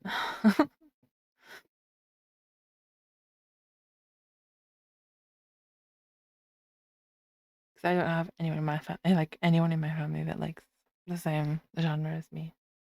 You have one sister that like only reads bad romance. She only reads bad straight romance, and the other one who only reads queer Greek mythology romance where people eat children. Seems to be That are Marvel fanfiction. But anyway, moving on to the chapter we're reading. Elowen had come very early in the morning. Who's Elowen? She's the goddess of carpentry. Carrying a large measuring tape, an extensive design book for Dethos to choose from. It didn't take very long before she was back carrying the pieces that would become a bespoke storage space. Installing the extensive filing and cabinetry solution took a few hours. When it was fully set up and Elowen had left the pair with, "I'll make you a matching desk to go with it," Dethos was finally able to begin sorting the prayers properly. There was space now for him to organize them neatly by believer. As he did so, his strength seemed to come back to him slowly, bit by bit, as if touching the paper was recharging him. But Algaldi knew it was the weight of his stress slowly leaving its place around his shoulders. Waking up to the nightmare that was the prayer backup in the prayer room was horrifying just to think about. With that many, it was next to impossible to know where to start. Having somewhere to actually put them away without risking them getting further damaged meant that he could sort through them so much quicker. After the walker was assembled, Tethos was able to move even faster, hanging bags of prayers from its handles and zooming along the corridors. Having something to lean on was doing him wonders. Where before Dethos would have to take rests once he'd gathered the papers into the bags and boxes, and once he'd transported them to the right room, now he could do several trips without stopping at all. Over the next few days, the amount of time he spent sitting greatly reduced. Now he was able to spend a solid half hour at a time walking back and forth using the walker with the papers before needing to take a rest. This was their routine for several days. The god of war would fulfill his paperwork duties, occasionally popping out to deal with things in the human world that his juniors couldn't, and the god of wheat spent his time ferrying prayers to their respective drawers. They took breaks when they were interrupted by juniors ferrying items and news between the War Department and Algaldia. Food arriving for Dethos was also another good excuse to take a break. Though the god of war didn't eat, he joined Dethos at the table to talk to him. Watching the little happy smiles he made when biting into his favourite breads was something that he really treasured. As long as Dethos was happy, so was he. Algaldia had been worried at how often he had been sleeping and eating, but Dethos had assured him that he felt well. There was nothing other than the leg weakness and his scars that were still erased and angry looking. Omdom had checked them several times and made sure that he was applying the cream to them that he had been prescribed, but they remained unchangingly red, a reminder of what he had done. He shivered as he looked at the one which wrapped around the small god's neck. A human-like speed of healing is what they had determined was happening. Wounds that deep took humans several months to heal fully. The day finally came where all the prayers were neatly stored away in drawers that somehow weren't overflowing. He would have to thank Elowen again for her craftsmanship and ergonomic design. Bethos had adamantly said that he wanted to start working on the prayers straight away now that they were alphabetized, but Elgaldia didn't want him to work himself into the ground. The past few weeks he'd spent hours every day solely working on this task, and he hadn't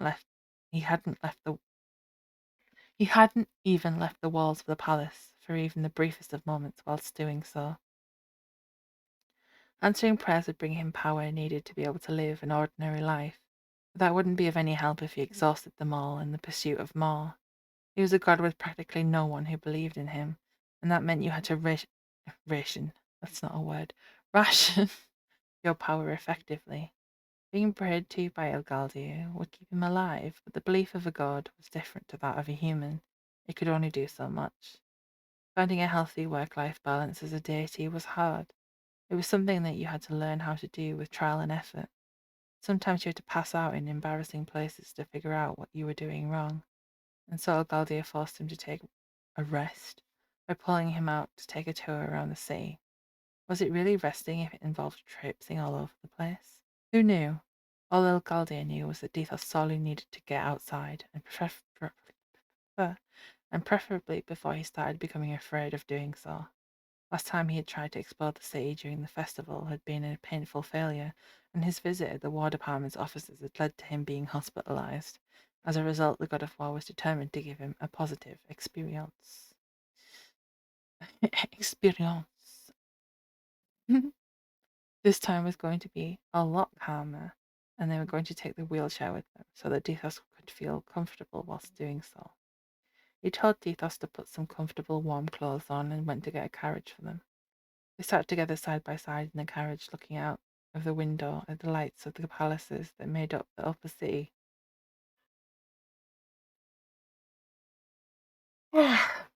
As they slowly descended lower and lower, the chair was neatly stored on the roof rack for later. It was a cold night, rather unseasonably cold. He looked at Dethos, checking that he wasn't uncomfortable. Dethos was very much the sort of person that would stand there and tell you with blue lips and goosebump-riddled skin that he was actually hot and he didn't want to go inside to get warm. Sometimes he wondered if Dethos had been able to sense temperature normally, even when he had first emerged as a spirit. Algaldia shook his head fondly as he looked him up and down. Today's outfit was fully weather appropriate and actually rather cute. Black robes embroidered with blue thread, tight fitting so that they wouldn't be uncomfortable in his wheelchair, and a big puffy blue jumper with the picture of some sort of mouse on it. If asked, Dethos would probably know exactly what type of rodent it was, where it lived, what it ate, and exactly the last time he had seen one. He was good at remembering things like that. His own interests were more around collecting weapons these days. There were a considerable number of cursed weapons that had been brought to him by the king of the underworld to see what could be done about removing the remaining evil from them. Remnants of the war left behind him what had once been the demon realm, such as these, had been poisoning the river of memory. They left the carriage behind in the middle city, as the roads that continued down into the lower city were narrow and twisting, not the type you wanted to try and squeeze something so large through. Seeing the nervous look on Dethos's face, Elgardia lifted the wheelchair down from its place on top of the carriage roof rack and unfolded it.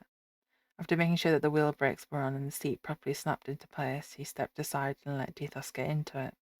It took a while for him to arrange his robes to his liking, but when he had, he looked back up at Elgaldia.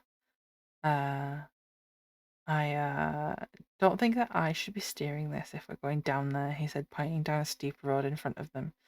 Don't worry, I will ensure you don't fly all the way down there and slam into a wall, Alcaldia chuckled, Dethos joining in with him soon after, no doubt envisioning himself flying through the air, wheelchair and all.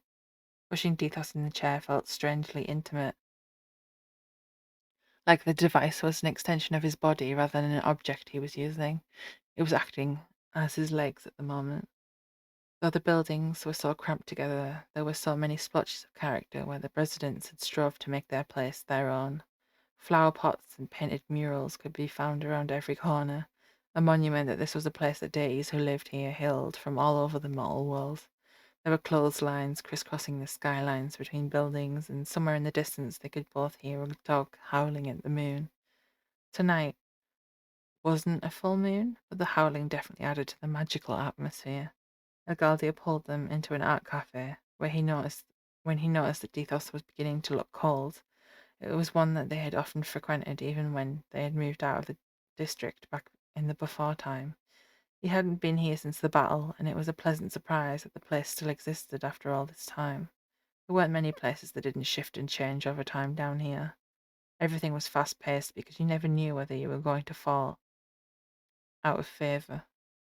Purple, blue, and pink neon lighting gave the place a feeling that it should be a bowling alley or a laser tag centre or a nightclub, but the paintings on the walls hung there to be seen by the cafe patrons were fluffy cats wearing different hats. It was warm and it smelled of cinnamon.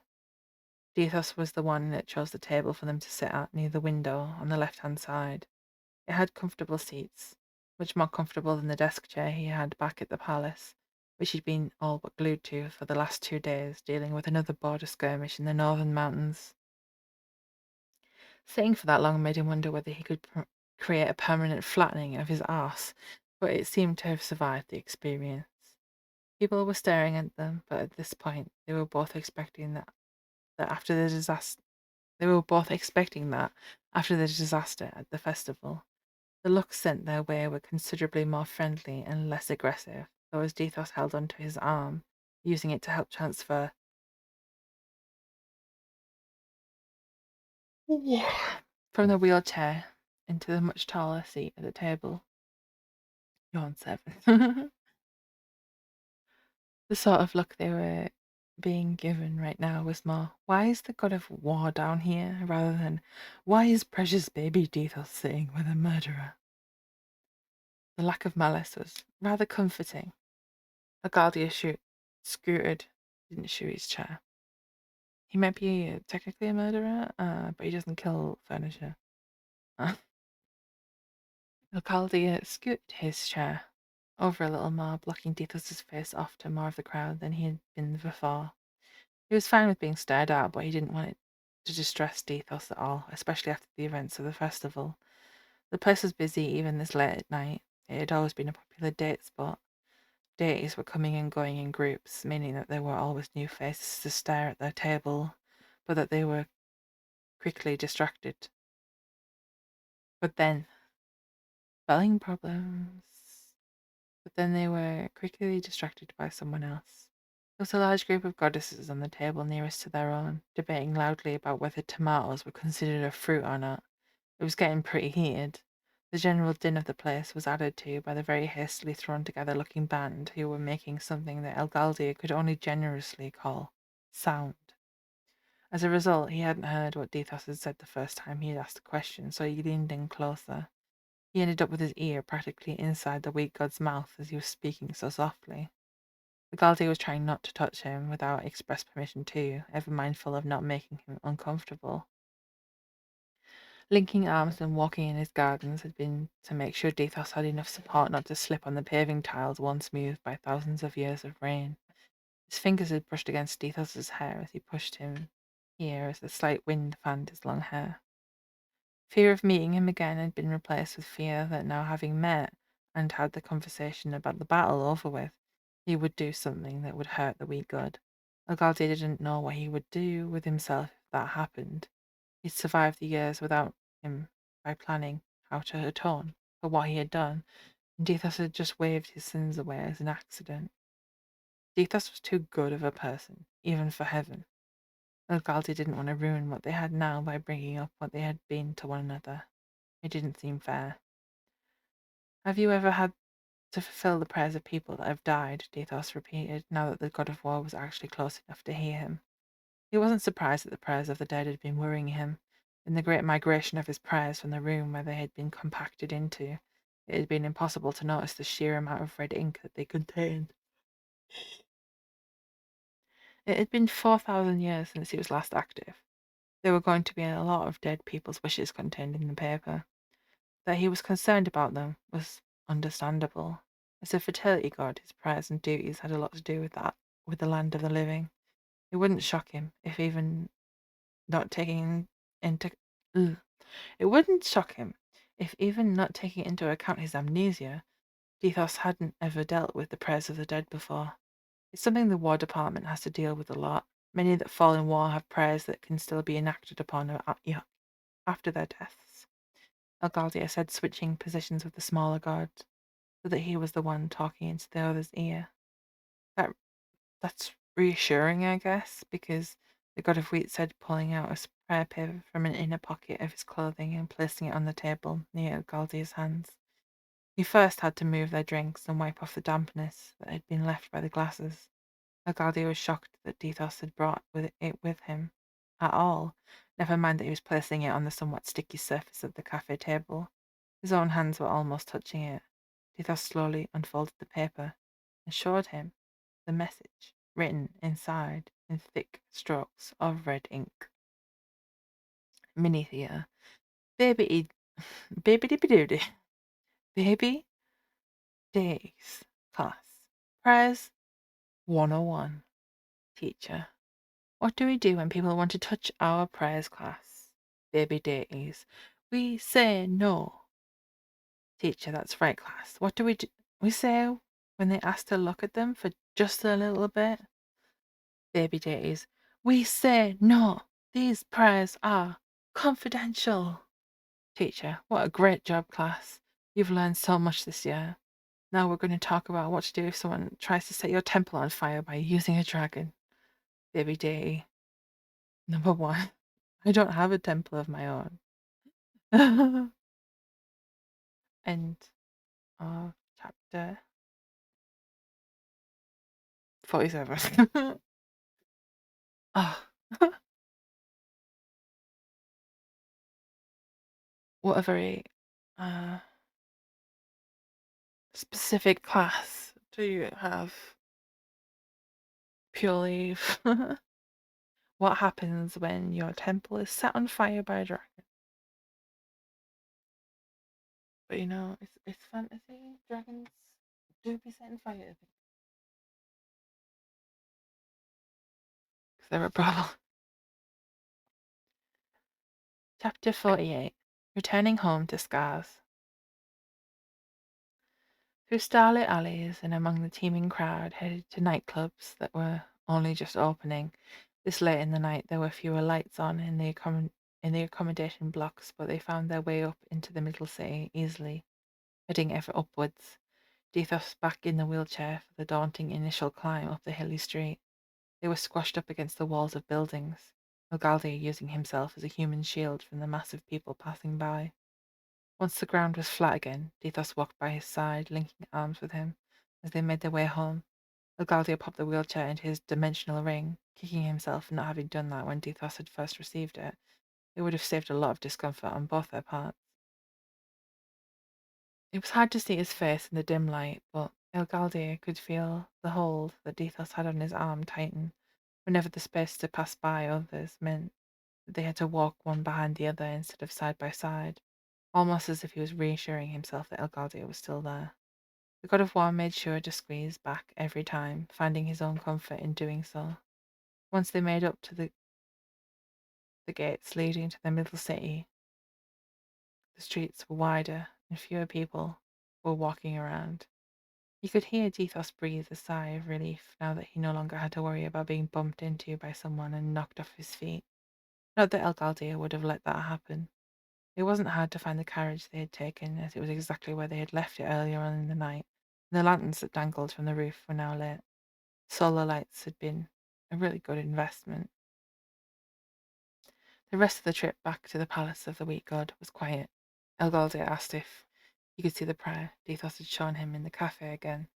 The light in the carriage made it a lot easier to read than the bisexual lighting he'd been looking at in before. Its contents were just as disturbing under white light. Dethos had pulled him by the hand through the gates, to the shock of the guards, through the garden and the palace, to the door of his prayer office. Here Elgaldi's feet stopped on their own. If touching someone's prayers was to be going into this room, felt criminal. Dethos shooed him in anyway, despite that. Once he was sure that he wasn't accidentally going to touch anything, Elgaldia noticed that Dethos was pointing to prayers that were piled up on the small desk under the stained glass window in the centre of the room. The light in the courtyard on the other side of the window caused it to cast a rainbow of light over the prayers where they sat waiting. There were so many of them, all written in red ink. The god of war looked at Dethos in confusion. "Didn't you finish organizing them?" he asked. Dethos had been so dedicated to organizing his overflowing prayer room that it was surprising that he would leave so many behind in here. It wasn't a small number either. You could barely see the surface of the desk. "I couldn't fit them in the organizer you got for me, so I was going to put them in the shelves in here," Dethos explained. The wooden organizer in what had quickly become their shared office was practically bursting at the seams, so much paper had been carefully stored within it. There wasn't a millimetre of space that wasn't being utilized. Neither of them had thought, when it was being installed, that it would ever be filled. Never mind that Dethos's backlog was so big that the shelves and drawers were already overflowing. "Do you want more shelving made? I'm sure that the goddess of carpentry wouldn't mind making you more if you need it. She did say she was going to make you a matching desk." She'd actually been very excited to make the custom storage solution. It wasn't often that a major deity overhauled their prayer organization. No doubt she would be equally excited to do it, to add to it. That's what I said, do it. Stretch. That was a bad idea. Ogaldi gently placed the prayer he had been holding ever since Dethos had handed it to him on top of the pile before him. It was relieving that it was no longer in his care. "There's storage in here," Dethos said, bending down to open drawers that were located on either side of the desk. They were deep and slightly dusty, plenty of space for what was left of the chaos paper pile. So there is a flaw in here, Elgaldia joked, looking at the dust-filled carpet beneath his feet. It was no longer the issue of trying not to stand on prayers because the carpet gave off puffs of disintegrated prayer paper with every step. There was no way to avoid it anymore. Dust. All that was left of human belief, no longer able to be answered. Do you think they'll be angry about how long it took me to answer? Dethos asked as he bent down to scoop up more prayers that had fallen onto the floor. Not once they're answered, Elgaldia said. His own personal experience of having to catch up with the prayers of both his specialities after his long restrainment had shown that.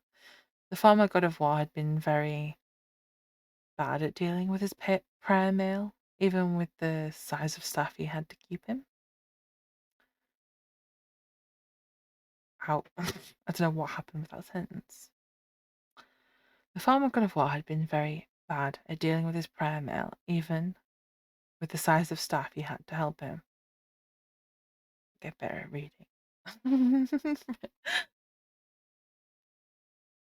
uh, Truly, you just stumble across things that just make sense.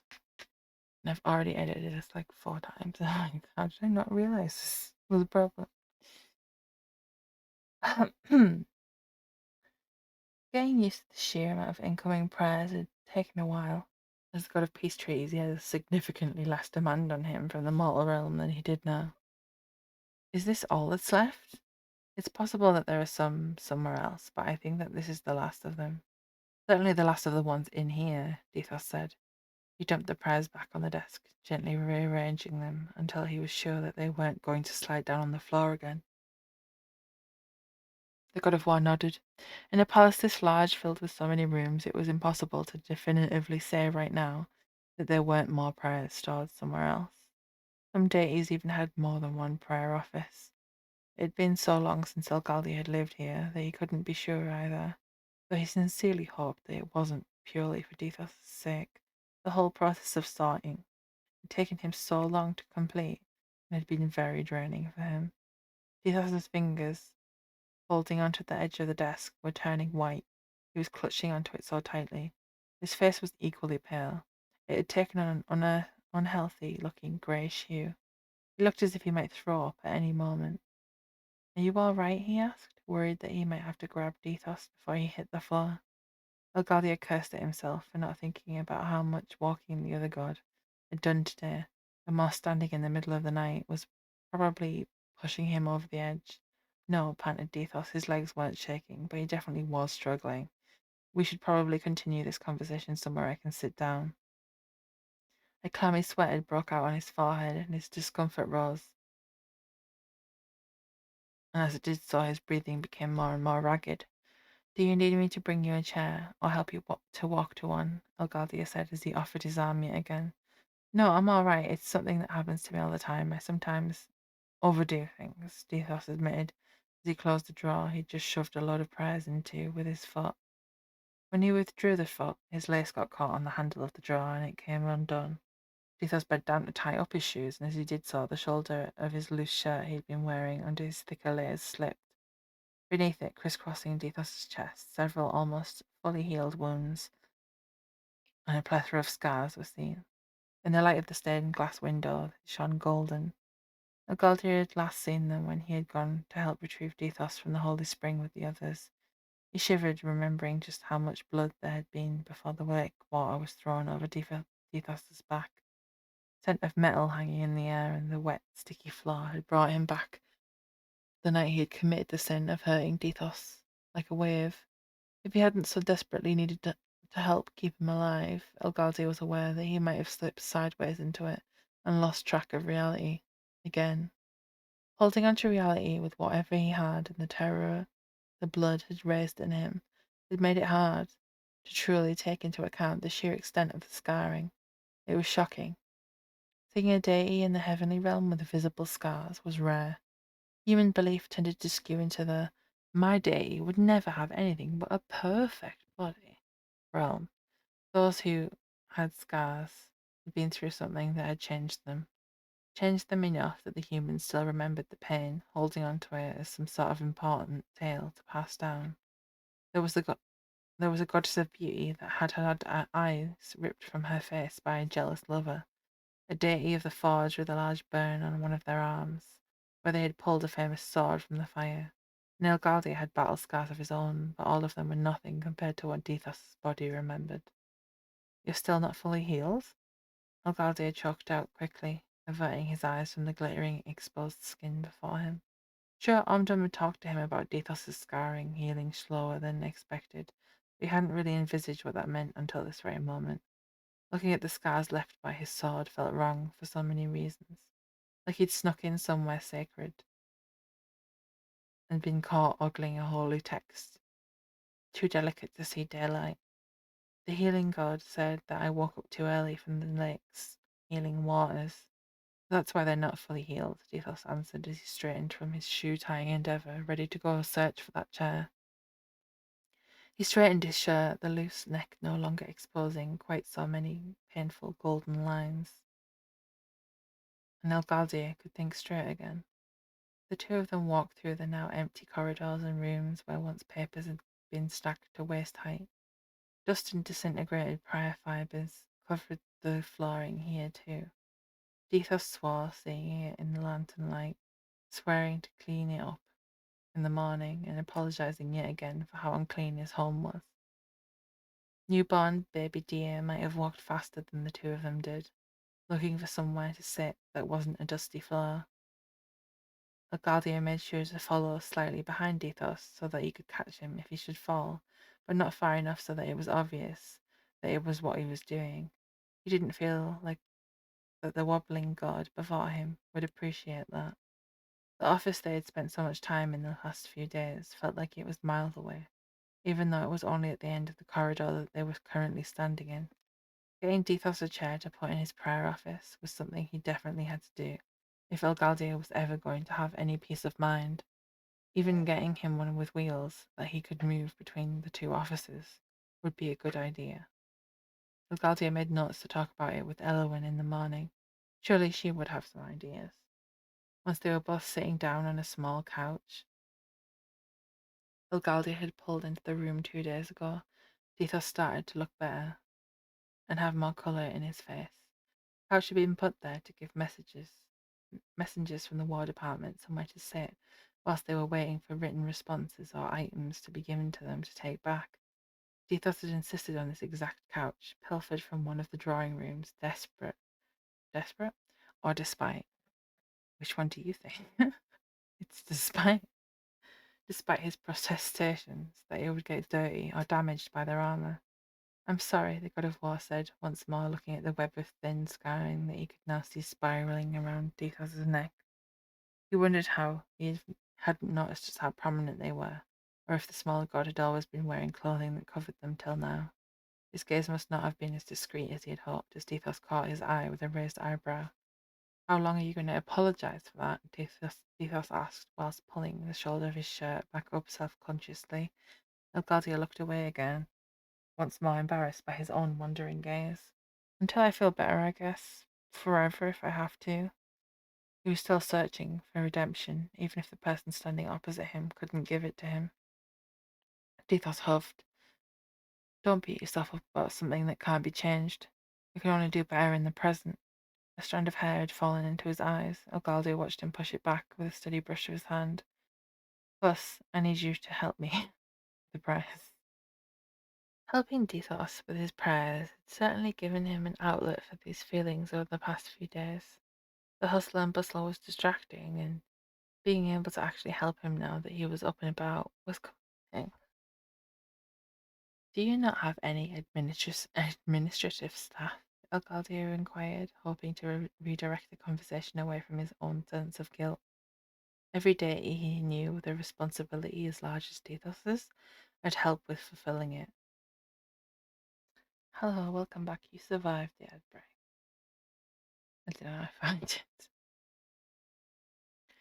Do you not have any administrative staff? Elgaldir inquired, hoping to redirect the conversation away from his own sense of guilt. Every day he knew the responsibility as large as Dethos's had help with fulfilling it. Even though Dethos had basically been out of the picture for as long as he had, at least some of the help he had back then should be still reporting to him. Have you seen anyone else here? Dethos asked, laughing, almost bent entirely in half, his body shook with happy vibrations. It felt good that even a question from him could make the weak god happy for a while. You did before. Minethia, Algaldia. I'd like to place an order for 854 chairs, please. Elowen, are you sure? Algaldia, yes. Elowen, that's a lot of chairs. Algaldia, Dethos needs one every 5 meters through the palace. Actually, I think we need more. Double that. Elowen, I don't need Dax. Tax. I don't need 1,708 chairs. Algaldia, no, you don't. Elowen and Dax, Algaldia, you need 1,710. That's a nice round number. Dax, why would you round up and not down? Algaldia, whenever you go shopping, you always end up needing more than what you buy. Dax, a flips table. I have a wheelchair and a walker already. I just choose not to use them at home because I forget that they're an option. Also, you have the wheelchair inside of the ring on your hand. You couldn't just, I don't know, get it back. End of chapter 48. Chapter 49, the last chapter that we're going to read today. It's called Finding a Temple in a Field. On a farm with a special architectural. That's not a word. Definitely not a word. It's two words stuck together. I was trying to say archaeological. Archaeological. I was trying to say architectural. And my brain started saying archaeological, and then somehow it came out archaelectural. Truly, truly genius. On the farm where the special architectural stone had been found, in the field where they'd found the human bone, the archaeologists were still digging. Digging site had expanded considerably since then. Both the stone and the human bone had now been fully excavated, gently digging with specialist trowels, dusting them off with brushes before levering out the bone, had uncovered that it was, in fact, not the only bone there. Right now they were looking at an entire human skeleton laid out perfectly on the white cotton cover laid on over a trestle table. Many of the bones were broken, but it would take some time to find out whether that was because of the sheer amount of time it had spent in the ground being disturbed by ploughing animals or potential cause of or it was because it was the potential cause of death. Either way, the skeleton had laid under a large amount of debris, loose rock and soil that had slid down the mountain at some point. Maybe they had died in a landslide. Maybe they had died before the landslide, and the cascading rock and gravel had crushed their body with its weight. It would take weeks, if not months, of studying to try and piece together what had happened. The farmer whose land they were on had quickly helped them to determine that this was not a death that had occurred in living memory. The last landslide had been at least 200 years ago, though there were tales of a much larger one having happened a very long time ago. Tying it down to a specific period of time was going to be hard if the bones weren't associated with carved rock it lay not too far away from. When the archaeologists had entered into the valley, there had been very noticeable boulders scattered all over it, some the size of a house and impossible to move without advanced machinery or hundreds of people. The rockfall was one of the reasons that it was so hard to farm anything up here. You could barely get a spade into the ground for the rocks that lay just beneath the surface of the soil. Getting any amount of arable land back from it was back-breaking work, and took years to reclaim an area of land where there was space.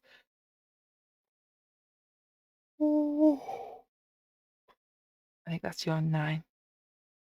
Getting any amount of arable land back from where it was back-breaking work, and took years to reclaim an area of land where there was space to expect a sufficient harvest from. Mountain soil so sparse in nutrients also needed to be fertilized if you were wanting to get anything to grow in it, and that took even more time and effort to do. In short, it was amazing that there was anyone still farming here at all. One of the students was kneeling in the fine gravel that had lain under the skeleton. I was gently removing it with a small trowel to see if they could find out just how deep the landslide had been and whether there was any sign that it had been more than one event. Right now, the team was only able to identify one continuous layer of this very fine gravel, the sort of stuff that people think of putting in a fish tank, but not as colourful. With one last push of the soil sample probe, the ground gave way beneath them. It siphoned away down into the void below like the sand in an hourglass, pulling the unexpected archaeologists with it. They screamed, taken aback by the sudden movement, and flailed their hands, trying to find some sort of safe purchase or to grasp the hands of the others that were outstretched towards them. Soil was still falling, and no one trusted that the hole wouldn't widen even further, pulling everyone beneath the surface. Fingers slipped past each other, no one able to grasp their colleague strongly enough to arrest their fall. Shock bloomed on everyone's faces as the archaeology student disappeared beneath the shifting stones. All they could do right now was hope that they were all right down there, that the fall wasn't as deep as they feared, peering down into the darkness, that they weren't currently crushed under tons of gravel and had found somewhere safe in the chaos of falling. Where they had been excavating only moments before had been directly above a flat deposit of gravel. Now there was only a gaping maw of a giant sinkhole. It extended so deep that even the sunlight that was brightly shining overhead could not give them any glimpse of what lay at the bottom and the fate of their fellow archaeologists. Dun dun dun. After what felt like hours, but could only have been several seconds, they could hear her shouting from the bottom of the hole. "Professor!" she shouted. Sound seemed to echo as if she was standing in some gigantic cave. The Professor knelt as close to the edges of the hole as they dared and shouted their response down into it. "Are you injured?" "No, but you've got to see what's down here," the junior replied, echoing up from the hole. Her voice was filled to the brim with excitement, and they could hear her walking around somewhere down there. The gravel crunched so loudly beneath her feet that even that echoed its way up to them. She wasn't trapped. That was good. It was very good. Maybe getting her out wouldn't be too hard.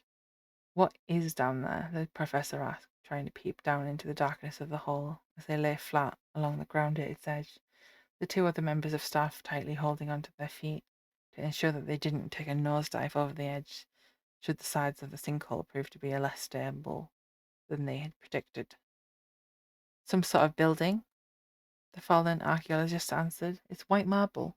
Marble was not a stone that was found in the local area. It had to have been transported hundreds of miles. It seemed the stone found previously hadn't fallen from a passing trader's car at all. It had been intended for or was part of this mysterious building meters below the surface. They were all they all they were all relieved.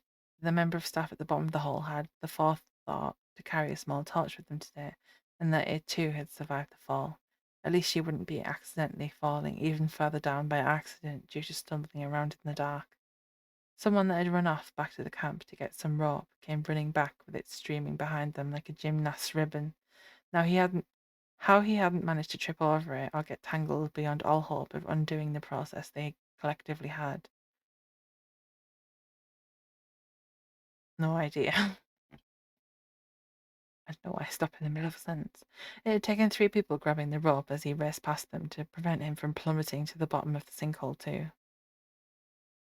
His momentum had been hard to stop on his own, even seeing the current size of the sinkhole laying directly in his path.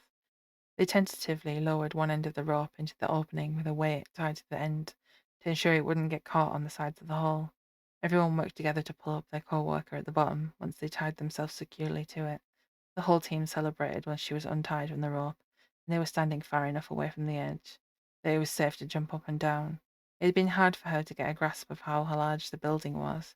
It was mostly buried beneath the debris, and her torchlight wasn't strong enough to illuminate much. It was, however, apparent that there was something very special and forgotten by history down here, and it was made of this precious, well-travelled white stone. Just finding the one stone on the surface was enough to make an archaeologist's career. The entire building and whatever secrets it housed within was beyond everyone's wildest dreams. To find this large was going to be truly life-changing, not just for them, but for the people living across the entire mountain range. The history of the region as it was currently understood was going to change. It had been so underserved by historians and archaeologists alike that people just assumed it had always been sparsely populated because of the poor farming land. The fact that at some point in history there had been enough people and enough resources to plan, quarry, transport, and erect something like this was shocking.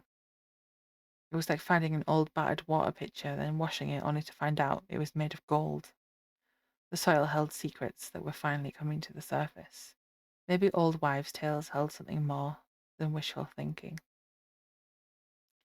After a break in which they gathered lighting to erect within the hole to allow for further excavations, they began enlarging the hole.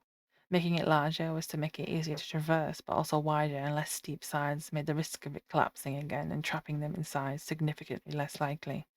No one wanted to die being crushed to death by gravel, rocks, and soil, especially when simple common sense would say that you needed to reinforce the sides the deeper you dug.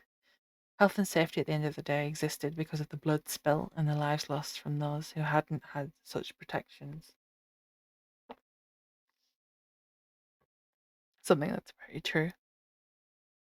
There had been some disappointment when the professor in charge of the dig had split them into two teams, one to stay at the top and the other to enter the hole, but they reminded the younger archaeologists the importance of neither working alone at depth or without topside support.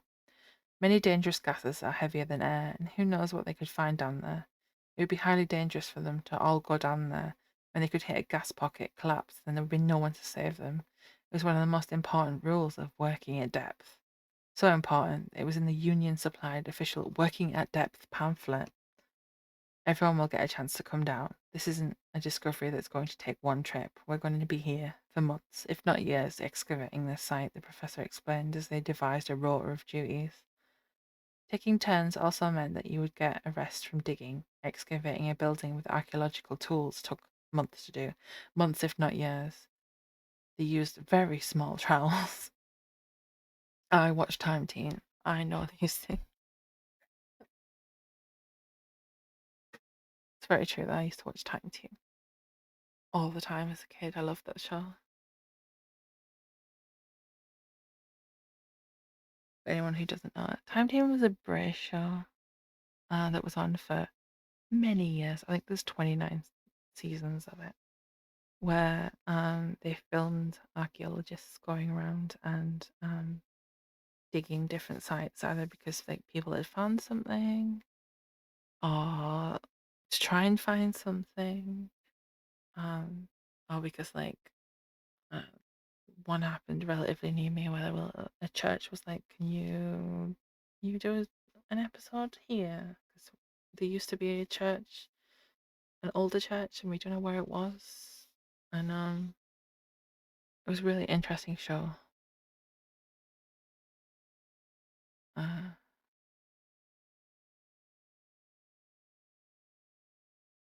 but yeah, very small trowels and brushes. It wasn't just about the building, it was about all the other things. What was covered by the landslide? What was mixed up in the landslide? Were there more bodies? What parts of the building had fallen from it? Had there been other structures? How had people got into the building? Did they leave rubbish outside of the building? What was that rubbish? What could it tell them about the people's lives? The questions that they had were endless, and the answers were as of yet unknown. It was a blue sky full of opportunities to learn what had happened here. Several weeks passed, digging a safer slope down which they could descend into the sinkhole. A small number of interesting finds had been found as they sieved through the finer gravel. A pair of amethyst earrings, a gold band, and what they thought was the remains of a clay pipe. They were carefully wrapped and packaged up so that they could be carefully taken for further analysis back into the sea. Group 1 descended down into the hole, no longer needing rope to do so, as it was no longer a sheer vertical drop-off to the bottom now. The lighting that had been erected in along the length of the sinkhole made it a lot less daunting, too, as you could actually see where you were putting your feet. Even from the surface, now that the floor of the sinkhole was fully lit, You could see a small glimpse of the smooth white stone that had so marvelled their colleague when they fell. Once fully descended with this improved lighting, they were able to see the beauty of the polished marble. What little they could see without further excavation seemed to be fully intact, though several pieces had large linear gouges, and a large proportion of the surface was crazed. Whether that was the result of the landslide the research team had seen so much evidence for already, they would have to investigate. Someone gasped further along the line as they erected a lamp attached to a pole in the ground as close to the structure as possible. Above them, carved into the marble, was a series of intricate carvings, some depicting wheat in various stages of growth, others depicting camellia flowers in very fine detail. It had been impossible to see until the bright light was brought so close as that only the larger gouges drew so much visual attention. The archaeologists rushed around to gaze upon the agricultural designs, with the junior members taking copious notes on the structure and composition of them. In the struggle to see them, someone noticed, almost at ankle height, was an extremely complicated and very large carving of harvested wheat woven into the shape of a wreath. Under that was a hole. Right now it was only large enough to poke the toe of your shoe into. No one wanted to do that. One person falling into a cave was enough without anyone else risking their life. Maybe it was the very top of a buried entrance or window. Maybe it was a 150-meter fall to your death impaled on a particularly pointy stalagmite. It took 12 it took a further 12 weeks to excavate the ground enough for them to see that this was the entrance to the building. They couldn't enter as two large boulders had rolled into the gap where there possibly could have once hung a pair of large wooden doors that, if they had indeed existed, had long rotten away. In their place were the boulders, preventing anyone from entering, but there was a space between them, where it was possible to get a small glimpse of the area that lay beyond, and look through that gap they did. One by one, every member of the party peered into the dark space beyond, straining their eyes to see if they could identify anything in the gloom. Someone made the clever decision to tie a rope to their torch, throwing it through the small gap whilst holding onto the end of the rope. It skidded across the stones that made up a solid floor inside, its high-powered beam illuminating it enough to see something tall and white. It was made of the same stone as all the stones the archaeologists had seen before. Out of the darkness, there were the feet of some giant statue, made of polished white stone, standing before them. Now they were going to move the boulders so that they could access the room. It was a subject that caused a lot of debate. Firstly, they were going to have to ensure that the building was going to be structurally sound enough to do so, without the ceiling caving in around them before they entered. Each boulder appeared to be made of some dense igneous rock. Just from the sheer size of them, it was easy to tell that they must weigh several tons each, and to do that they were going to need to get machinery involved. Over the following months, they surveyed the entrance to what they now thought might be a temple after studying the designs carved into the stones. The building was made of. Calculating the weight of the debris still resting on the roof and determining how much of the roof could have collapsed took a very long time. If the archaeologists were wrong in their calculations, it could bring the entire roof down on them, and that would be bad. Very bad. Eventually, it was determined that they were going to have to move a large tonnage of debris from the roof to prevent it from caving in before doing anything else. It was going to take a long time to remove it because uneven removal of the weight could also cause it to cave in, causing irref- irrevocable damage to anything inside. Plus, there was the possibility of important finds being encapsulated in the rubble and the stories that they could tell. The time that all of this took also gave them more time to do deeper research on the area and the people that lived there. They talked to as many people who had remained living in the valley, and the mountain range that surrounded it as they could. Asking about the temple and the deity that it was dedicated to brought them some wisps of memory passed down from grandmothers and grandfathers over the centuries. Like all tales that had grown in the telling, people spoke of a war among the gods and demons that had ended in their village, or was it the river over the river, or the one by Brickbam Tar? What the what the archaeologists most interested in was the way that link lay between the wheat-based carvings on the temple buildings and the way people still were attempting to grow it. Growing anything here would be hard. Cereal grains were especially unfit for what was left of the soil. Ordinary grass, happy to grow in a pinch of soil between cracks in the pavement slabs of the city, was struggling to grow here. The only thing that dared to peek its leaves above the rubble-strewn ground were tiny succulents who survived mostly on the nutrients washed to them in the rain. This dedication to continue farming something that could barely grow in a good year and not to move on to pastures new was an almost religious refusal to admit defeat. This is where I was born. This is where I bring out the northern accent even more. This is where I were born. It's where my father and his father were born. It's where I came from. It's where I come from. It's who I am. It's where I will return when I die, said the farmer, whose field was now lost. The whole space entirely dedicated to the widening excavation hole. It was a temple dedicated to the farming deity, or considering everyone's love for wheat, one specifically for wheat. Had they forgotten the deity, but the cultural memory had retained to the had retained the plant.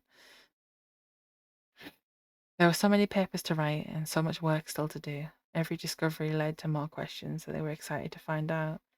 2 months later, a family walked into the encampment of archaeologists, carrying with them a tale that seemed to weave everything that they had heard so far together. The story told of a legend passed down as all other stories from mouth to mouth, a legend that told of people hiding in the mountains to escape the wrath of the gods. When the ground had shaken and bright lights shone in the sky, the people were lost beneath landslides and crops failed. They failed continuously. Survivors fleeing to find food and escape the wrath of the gods. The potential temple that they had found was very far below the modern surface of the ground, but that wasn't to say it hadn't slipped with the rock it had been built upon. Maybe it was the place on the mountain people had fled to back then. Their thoughts turned to the skeleton that they had found lying outside the building, and the possibility that there may be many more to come. Moving the many tons of debris, even with modern machinery, was tedious and time-consuming. It wasn't surprising that locals had just written off the entire area after the landslide. Moving all of the rock by hand made you sweat just thinking about it. Only their farmer horse's family had continued trying to farm here, where the slip was deepest. As they uncovered the roof, the sheer size of the temple building became apparent. When it had first been discovered, the archaeologists had debated about how big it could possibly end up being. Most of them had thought that it would be a temple more like a standard-sized local temple. You're 10. Most of them thought that it would be a temple more like a standard-sized local temple in a rural area, 2 to 3 rooms, even though it had such opulent stonework. Instead, it appeared to be an increasingly sprawling temple, the likes of which only popular gods had in large cities. To put it simply, it was huge. Huge and expensive. Even the tiles on the roof had survived. There were small patches where they had been misaligned or where they had slipped, but they were still all here. This wasn't something that you found. It just didn't exist, and yet there it was standing before them. Moving the 2 huge boulders that had been blocking the entrance to the temple turned out to be a lot simpler and quicker than they had worried it would be. Everyone was excited for what they might find inside, but filled with apprehension about it. The folk tale of people having been lost in the mountains during the war between the gods and demons meant that they might be opening a temple that had become a tomb. Opening a tomb came with extra health-related regulations and protocols that they had to follow to keep them all safe. The professor pulled out the specialist breathing apparatus and handed it around to everyone in Excavation Group 1. It was finally time to enter the temple. Despite their worries and planning, they didn't encounter any human remains in the large room that greeted them as they entered. Setting up the lighting took a few minutes, but once they were all switched on, it was possible to see the walls of the room, walls upon which several murals were painted. Everyone spread out, taking in the subjects of the paintings and the fine detail that had somehow managed to survive all of this time. Some were starting to peel away from the wall itself and would desperately need restoration from a specialist not to be lost. On the far wall farthest from the entrance, directly behind the statue they had seen previously through the gap between the boulders, was a painting of the deity the temple was dedicated to. In the painting, they were depicted holding hands with another character, but one of the holes in the ceiling had let water drip over its surface, and the paint of the secondary deity was badly damaged. Several large patches of moss had also begun growing on its surface. The dedicated deity seemed to be male and was wearing a brightly coloured robe. One hand hold no idea what I'm trying to say with this sentence, but we'll just read it and then we'll try and figure it out. One hand in the other, holding an overflowing basket of bread. They had long hair, braided in an intricate design, and they were looking up at the other person.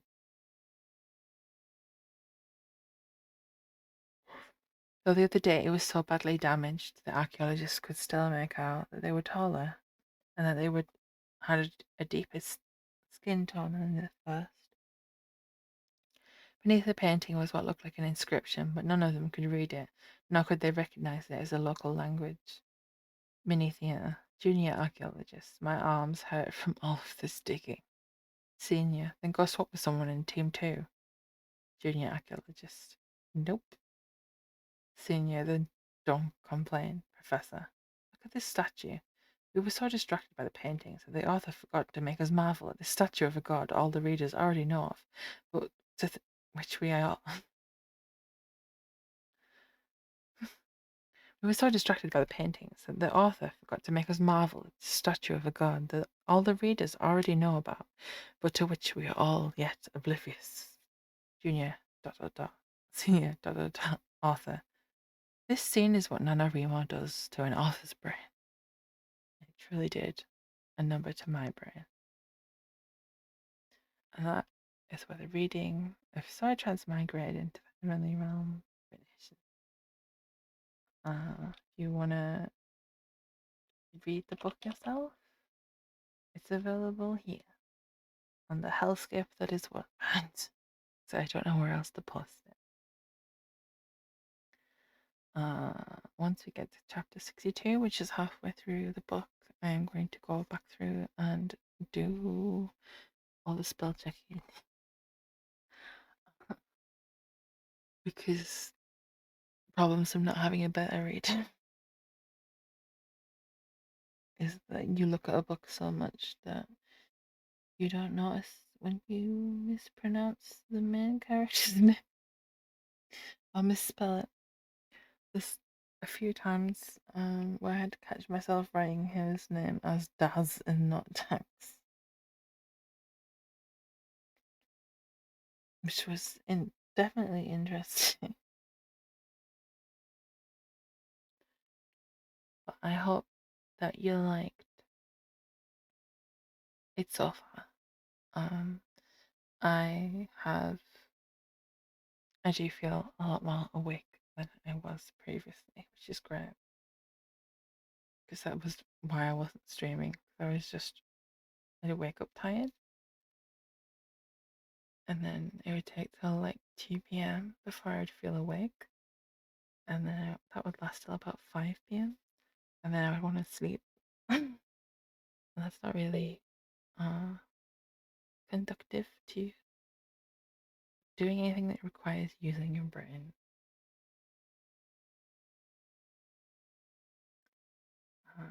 So hopefully, no promises, but I might be around more in this beginning of a third year. I have some plans for streams that I want to do later on in the year, and we'll definitely have an awards stream next year. It's not happening this year. I tell you that right here, right now. I'm trying to think of anything else I need to tell you. But I'm thankful that we're still here and that you've put up with me for 2 whole years.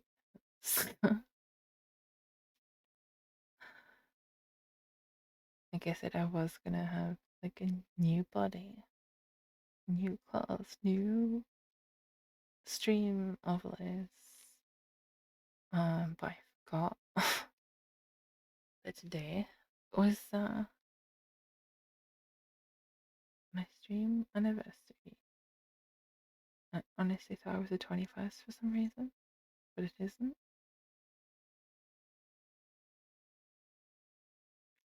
So there's that. Uh,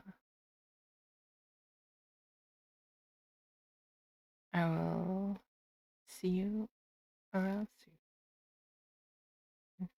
I'm pretty sure, yeah, I've decided I'm doing Stardew tomorrow. And then we'll see what happens from there. Because I may be becoming very busy soon, but also more structured. So I will actually turn up when I want. If you want to ever know where I am and what I'm doing, I am pretty sure that the link to Discord in the info part, the about me part.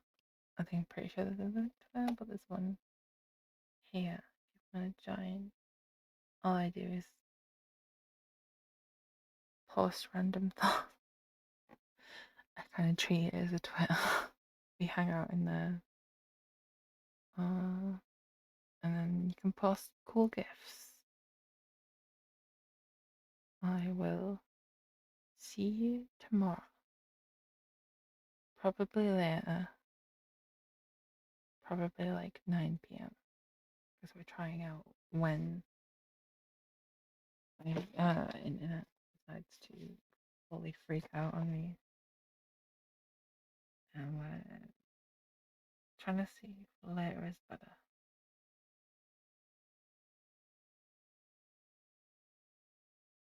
I don't know, I think that's 5 p.m. EST. So back to 5 hours. 4 hours? 5 hours. We're some distance apart. Whatever that distance is. At least for a while. Can you tell I'm losing my mind? I just think I'm too tired for this. Too tired for this. I'm gonna go be safe out there. Look after each other. Wash those handies. Just because it feels a lot safer doesn't mean that you can have dirty hands. Don't run with scissors. Look both ways before crossing the road. I'll see you tomorrow, and we will play either Minecraft or Stardew. I'm saying Stardew now because I really need to have time not playing Minecraft. I'm maybe slightly obsessed with it at the moment. And I will see you at 9 p.m. British time. I think that's 5 p.m. EST. Have fun. Bye bye. Bye bye. Bye bye.